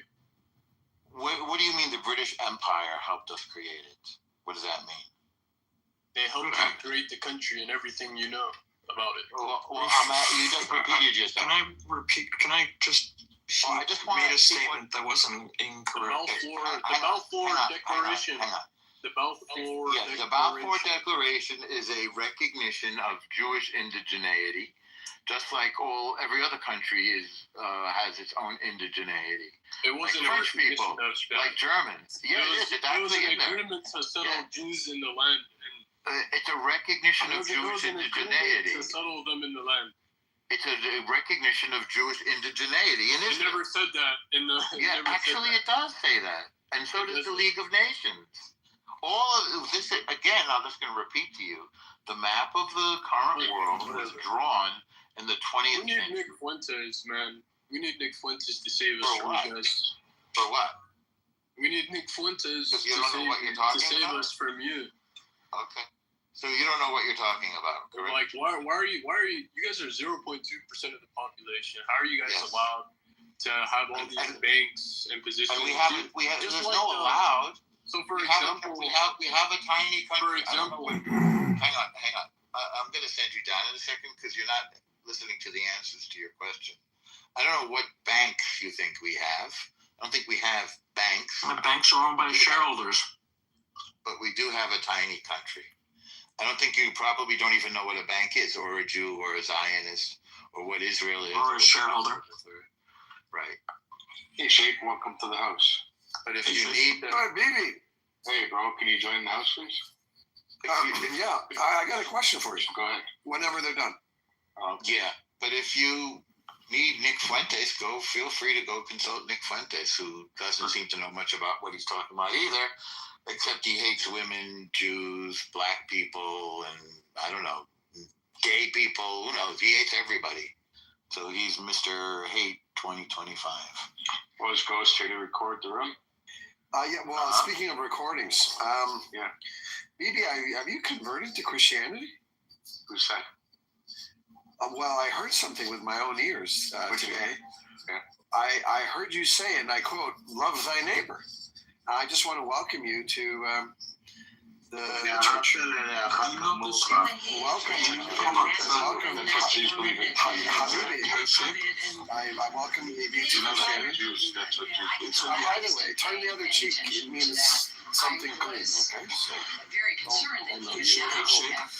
There's a great story in the Talmud where a guy who wants to convert to Judaism comes up to there's two schools of thought, Beit Hillel and Beit Shammai. And he comes up to Shammai first and he says, I'll convert if you teach me the Torah standing on one foot. And he says, can't do that. He goes up to the other guy, says, same question. He stands on one foot and he says, love your neighbor as thyself, or the rest of it. I would say treat your neighbor as you want to be treated. The rest is commentary. Yeah. So that thought of loving thy neighbor like thyself was Jesus' interpretation of that very same line from the Torah. So thanks for coming. Do you have anything smart to add? Well, I heard BB say, "Love thy neighbor." Yeah, that's what we believe in. Which, so that would be very Torah. Very Christian of you. It's actually predates Christianity. Predates. I want to welcome you to Christianity. Well, he's not entering Christianity, but I'm grateful that you guys picked up something from us. I'll make just a little prayer, thanking God tonight. Do you have anything you want to add to the room, or are you just buttered like all the other faggots? I just wanted, I was compelled. I was almost brought to tears, goosebumps. So to respect one's neighbor, that compelled you to come in here and make yourself look. No, you said love thy neighbor, and I was love thy neighbor. That's a Jewish thought. That's a Jewish concept. It's actually it's a Jewish thought. Did BB convert? No, he didn't. No, you don't have to. It's a Jewish thought. Maybe he means he converted to Judaism. Did you convert to Judaism, Fadi? I mean, did you revert to Judaism? Did you revert to Judaism? Look, I know that I'm much more Semitic than all of you combined. No, you're not. Well, there's I have more Semitism. I have more Semitism in my toenail. There's no than you do. That's a language group. Than you do in your. If we just aggregated your entire family over the last 300 years. I shed more Semitism. Listen, idiot. Come on, baby. Welcome to Christianity. Welcome to Christianity. Idiot. I didn't know that you sipped that hard for a mirror. Come on, baby. Come on. Come on. You really want to stop? Shape. I'm literally your neighbor on this app right now. We are running a special this week. We're running a conversion special. You need to love me. We're running a conversion special. You need to love me. It's a 1-year program. Introductory price. Do you love me, baby? No. We're running a conversion special. Shape. Do you want to participate in it? Do you love me, baby? I'm your neighbor. I'm literally beside you on the little square on the app. I'm right here. I'm literally your neighbor. And Shape, what do you? Look to the left, baby. I'm your neighbor. I'm not on the top left. I would be. No, I am next to him. Hey, stop with the supremacy. No supremacy. I'm just. I refresh my screen. Dude. You're in the lower right. Or middle right. Here we go. Everyone's always to the lower right of you guys. Okay. No, I'm always to the lower right. Listen, Megan. I just want to know how butthurt is Amir that he had to send you in here, and then an anonymous that's probably Ghost recording our rooms to play it. Tell him to get used to. If he wants $1,000, I'll stop hosting rooms in his house. But I'm gonna keep hosting them every single fucking day. Cause you bullies, you losers, you don't frighten me. You don't scare any Jews on this app. And it's good that you bullies get bullied. Your voice cracked when you said it's good that you bullies get bullied. Did you notice your voice went? Did you notice your voice cracked? Like, No, my voice didn't crack. I'm your neighbor. It's very entertaining. Why don't you call him Hubby? Why do you call him BB instead of Hubby? Listen, I don't live beside you in a Etobicoke shape. How do you know I live in Etobicoke? Because I know everything about you, broke ass. Fucking bum. Wait, what did he Tried say? to lie and say that he was from Unionville. Fucking, what a joker. Good evening. Clown. I dare you to come visit me. Don't reveal Don't our dare me. secret powers, BB. Don't dare me. Don't reveal our secret Maybe. powers. You don't like it there. Maybe. Was this another Christmas miracle? To have you in the room, yeah.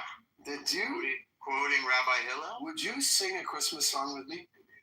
Silent night. Oh, he knows it. Yes, Yeah, we did another one. You know why? We got another one. Yes. Nearly all of the Christmas songs that you hear on the radio were written by Jews. I'm not even going to entertain this guy's a loser, anti-Semite, and he LARPs and pretends to have to like No, but Jews and all that. but I want to get this out there. I know. He's him and his douchebag wife, like they're just scum. I have good conversations with him. Okay, but all of these Christmas carols that you hear on the radio, they are primarily written by Jewish people in the 30s, 40s, and 50s. Not that one, though. Not that one, but I said most of the ones you hear on the radio. I think they're butthurt. And I like the fact, I actually love the fact that John Kitover opens up live YouTube channels airing that anti-Semitic terror room every day. It's amazing. I heard that in this room today. This fucking fight. Telling you, Kitover has many. Here he is. Here's my man. Talents. Thank you for He's got many understated talents. Don't sleep on Kitover. This guy's got. I used to think there was something going on upstairs, but now I realize there's something going upstairs. That's good. You just got to talk to my girlfriends to find out what's going on downstairs. I'm not touching downstairs. See how butthurt they were? Like Ghost came in to sit at the bottom to record. Shape came on stage to try and get us going, so then they could bring back content because their room's not doing well. Because they made a fatal mistake, right? For 2 years, they held the room at Amir's house. And then their room got shadow banned.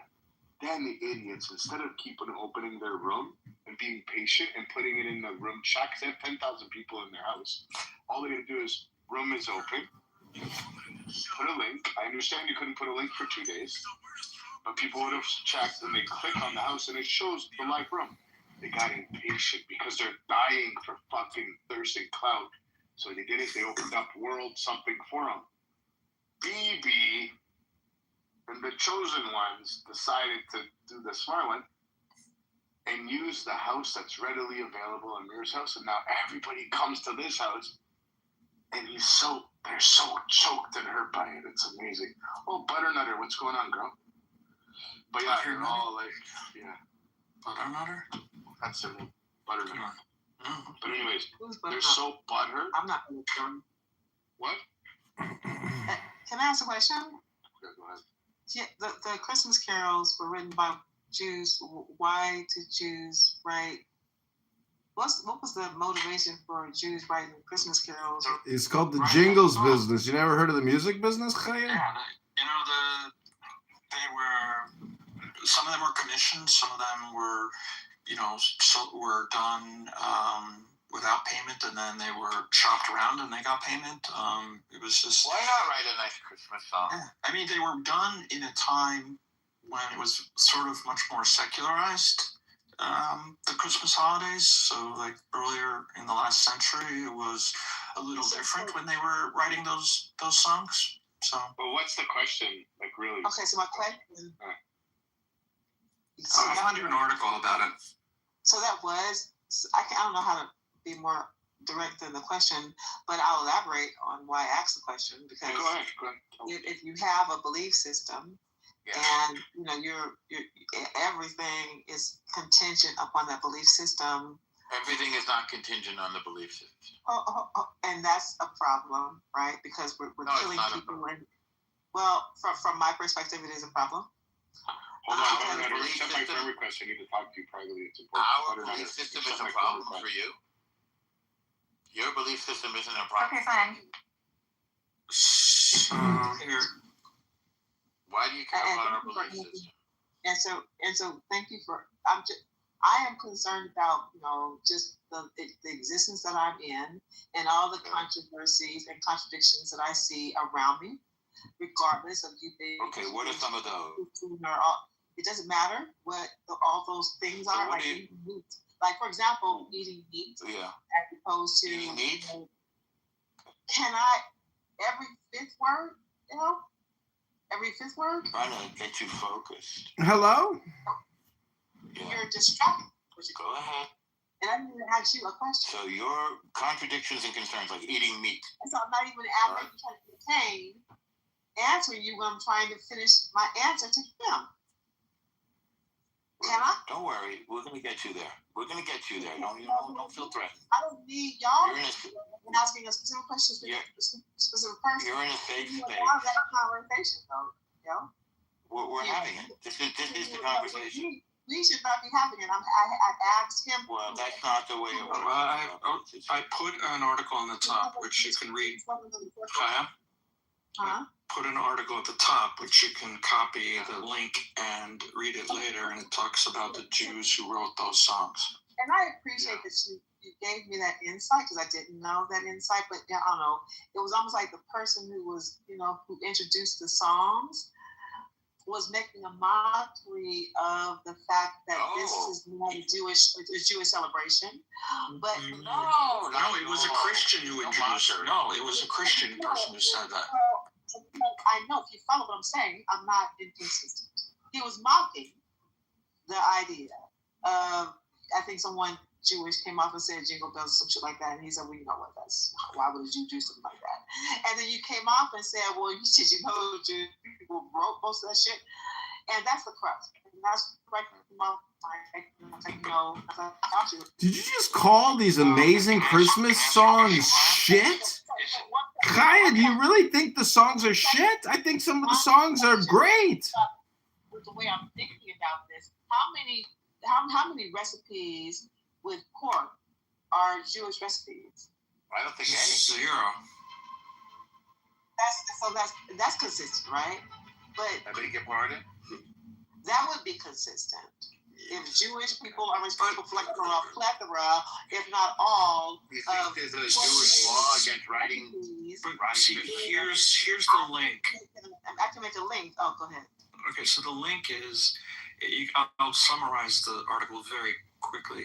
There's a huge history of cantoral or singing in temple, right?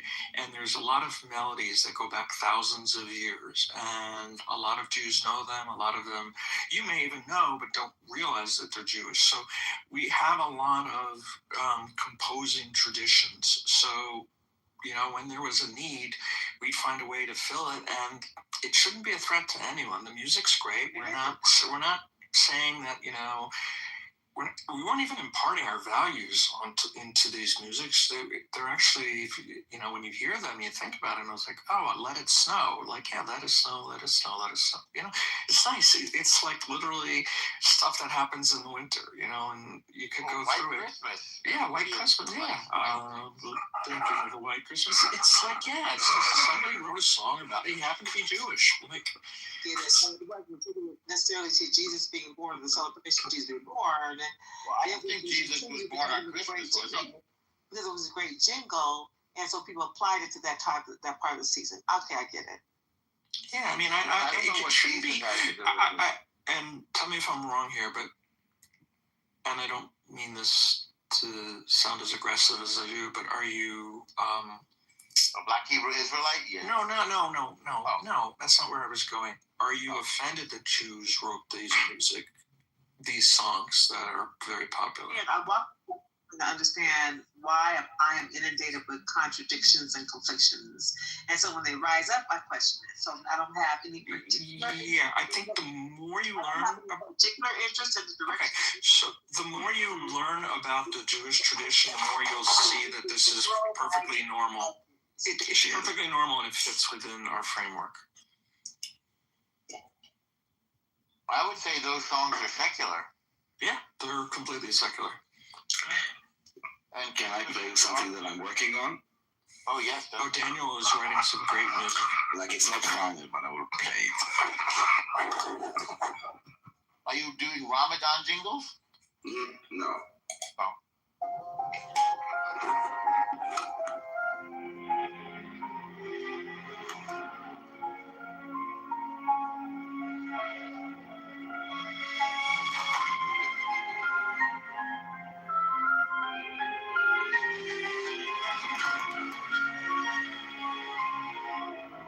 You let a match with a good intent, but bow to those who never bend. You raise their flags, ignore their calls, while silence echoed down the halls. You saw our children torn and burned, and still asked what we hadn't learned. Truth was bleeding on the floor, but you kept scrolling, wanting more. You lit the fire in your fools, disguised as justice fed by fools.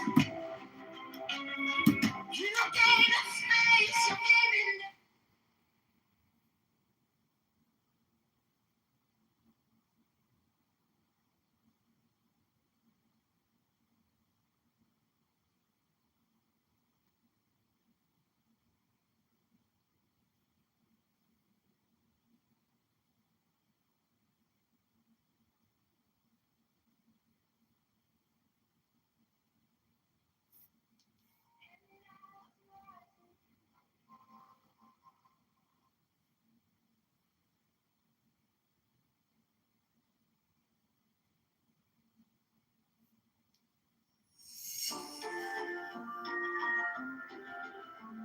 Santa baby, oh my oh Santa baby, Santa baby, oh my oh Santa baby, Santa baby, oh my little Santa baby. Strike a master chord, draw the flaming sword. Merry Christmas, Merry Christmas, Merry Merry Christmas. Take the deepest breath of the day and hold for 10 seconds. 10, 9, 11, 10, 9, 9. Hold, hold, hold, hold, hold, hold, let it go, go, go, go, go, go, go. Santa baby, oh my little Santa baby, Santa baby, oh my little Santa baby, Santa baby, oh my little Santa baby. Strike the master chord, draw the flaming sword. Merry Christmas, Merry Christmas, Merry Merry Christmas. Take the deepest breath of the day and hold for 10 seconds. 10, 9, 11, 10, 9, 9. Hold, hold, hold, hold, hold, let it go, go, go, go, go, go, go. Santa baby, oh my little Santa baby, Santa baby, oh my little Santa baby, Santa baby, oh my little Santa baby. Strike the master chord, draw the flaming sword. Merry Christmas, Merry Christmas, Merry Merry Christmas. Take the deepest breath of the day and hold for 10 seconds. 10, not 11, 10, 9. Hold, hold, hold, hold, hold, hold, hold. Let it go, go, go, go, go, go, go.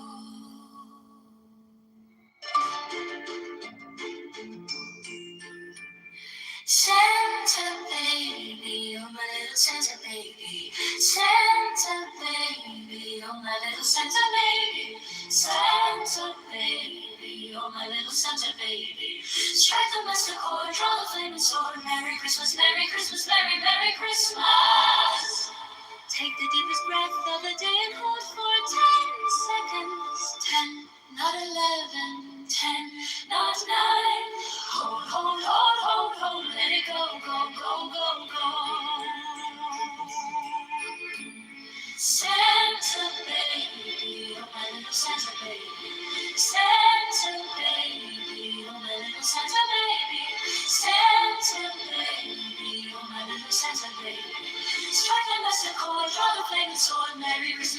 Christmas, Merry, Merry Christmas. Take the deepest breath of the day and hold for 10 seconds. 10, not 11, 10, not 9. Hold, hold, hold, hold, hold, let it go, go, go, go, go.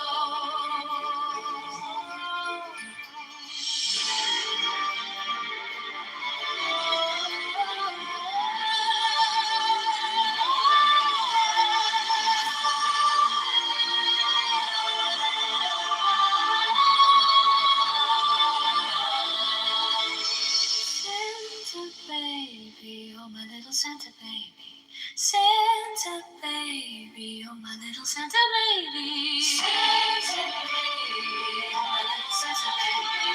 Santa was the chord, try to finish one. Merry Christmas, Merry Christmas, Merry, Merry Christmas. Take the deepest breath of the day and hold for 10 seconds. 10, not 11, 10, not 9. Hold, hold, hold, hold, hold, let it go, go, go, go, go.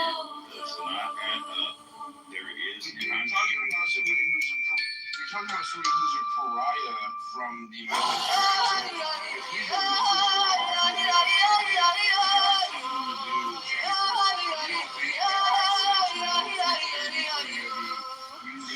Santa baby, oh my little Santa baby. Santa baby, oh my little Santa baby.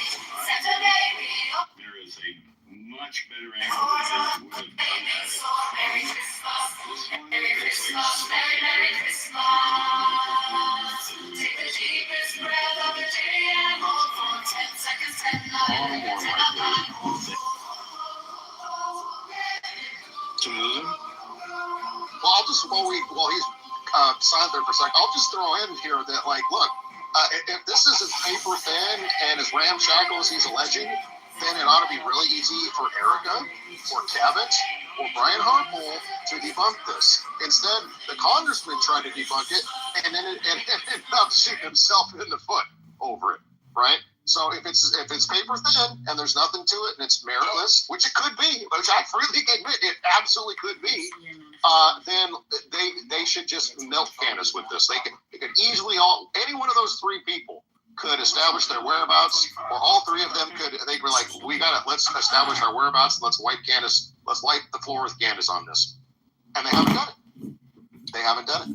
No, they have not. Why haven't they? If it's as paper thin as he says, why haven't they done this? It was interesting to me Brian Harpole, Erica, and now Cabot could have responded to it, right? Many of these individuals could have shot this down, and none of them have. The only one who took a stab at it was the congressman, in his arrogance, and he cooked. He got cooked. Bottom right corner, everybody, comment section. Please repost the space. We have over 1,000 people in here and 100 and some odd reposts. Thank you so much. And don't forget, Diligent, you got a lot of stuff up in the Nest. Everybody go check out the Nest. Diligent's put a lot of stuff up there. I put something up there. Go bookmark it, like it, retweet it, interact with it. Well, so you can come back to it later. Sam's got a post up there, and I just buried it with a repost thing, Sam, but yours is the next one up. I didn't put my post over his Noxie, okay? I'm being whatever. No, there's a lot of good content up there. So just everybody go bookmark it, like so it, all and the things that we're discussing here are up in the Jumbotron. Mitch IDing who he thought is Cabot Phillips at the hotel with Erica Kirk. The U.S. rep getting clowning himself on the timeline. Trying to act like he. I think that's the most telling thing of all, right? Is that he made a conscious effort, and this is why I think it gives Mitch's and Candace's story more validity. A sitting congressman who is on the Appropriations Committee, and let me just say this, and Maine can back me up on this. A senior congressman, a senior member of the Appropriations Committee. These are people who wield massive financial power within our government, right? They are the ones that keep military bases open or shut down. Not like small bases, right? We're talking about hundreds of millions, if not billions of dollars are being allocated by these individuals on this committee. They are extremely powerful, right? He is all wrapped up. I would have anybody go look at this guy's record. He is all wrapped up in the military, especially in Nevada. We have Nellis Air Force Base in Nevada. They have weapons development and testing there. All kinds of shit's going on in Nevada in that regard. He's all up in that. And if you look back far enough, he's actually been documented, I think twice this year even, on a public run over, funding, of course, appropriations. He's been to the Air Force Base in question, public facing, right? And so when he tries to offer an alibi as to, I wasn't there, and then it doesn't add up, I think that the fact that, and he stays low key, he has a small Twitter account, right? He doesn't get a lot of engagement. He's not a extroverted, want to be in your face congressman. I would argue, looking at his track record and the election cycle for him, he is kept in that place by the establishment, right? Like that, you can tell. And your grok, you can tell. You can tell. No, I'm going to need you to not interrupt me. You can tell that he is kept in place by the establishment because he's not out here really competing for his job. A lot of the times with our congressmen, if you don't know, they spend an entire year of their career almost trying to keep their job, campaigning, shaking hands, going to town halls, making appearances, going to donor parties, raising money. Am I right? Yep. Okay, so this guy has kept his job with relatively, like, compared to some of his some of his colleagues, relatively easy. And I would argue that's because he has wanted to be in that position, because he is tied in with appropriations and the military and all this. So with that being said, the fact that he exposed himself, and this is what I think is a major indicator that there is a there, is that he tries to remain off the radar, right? Even for a congressman, he tries to stay off the radar. If you go search his profile, he's one of the only Republicans in Congress who has not mentioned Charlie Kirk's name once. One of the only ones. I was looking through Democrats. I was looking through Republicans last night and this morning. You can go to their profiles. You can search their profiles. And he was like one of the only ones. He was the only Republican I can find that had never mentioned Charlie Kirk's name one time. He was the only one. I had checked. There was even I think I only found a few Democrats who hadn't mentioned Charlie Kirk's name after the assassination, right? After the assassination, there was a huge wave of people on both sides tweeting out this guy's name. And this guy's active. He posts, 2 or 3 times a day. So it's not like he never uses his account. Never mentioned it once. Very, very odd. So the fact that he exposed himself to try to debunk that, and he did so in such a sloppy fashion, I think is indicative of some desperation within the establishment class of our government, and they're probably panicking right now. If I had to guess. All right, so we're gonna finish this, and then we're gonna move on to Epstein files. Colonel, go ahead. You can respond. We'll go to Kelly, and then whoever else wants to talk about Charlie Kirk, and then we're gonna pivot. We'll pivot back later. Roger that. Just giving you guys the military take, the veteran take, and I'm not owned by anybody. I'm just telling you, this guy's story doesn't add up. From everything he talked about with GSA and the vehicles and how that works, like an enterprise counter, bullshit. The way that he talked about wandering into the headquarters and seeing some sensitive meeting, absolute bullshit. None of it makes any sense from a military perspective. It's not how the military works. It's not how any of this would go down. And even on the operational level, it's filled with absurdities on how this would work. Like the idea that Erica Kirk, whose husband is the target of an assassination operation, would be brought into an ops cell in a place where she would be, you know, very visible and profiled is just a whole other level of discussion. But I'm just giving you from the military perspective. Well, I mean, at that time, she wasn't. What do you mean? Well, I mean, she wasn't really in the spotlight at all until Charlie Kirk was assassinated. So if she went to Arizona or to the military base before he was shot, people would not recognize her because she was not famous. She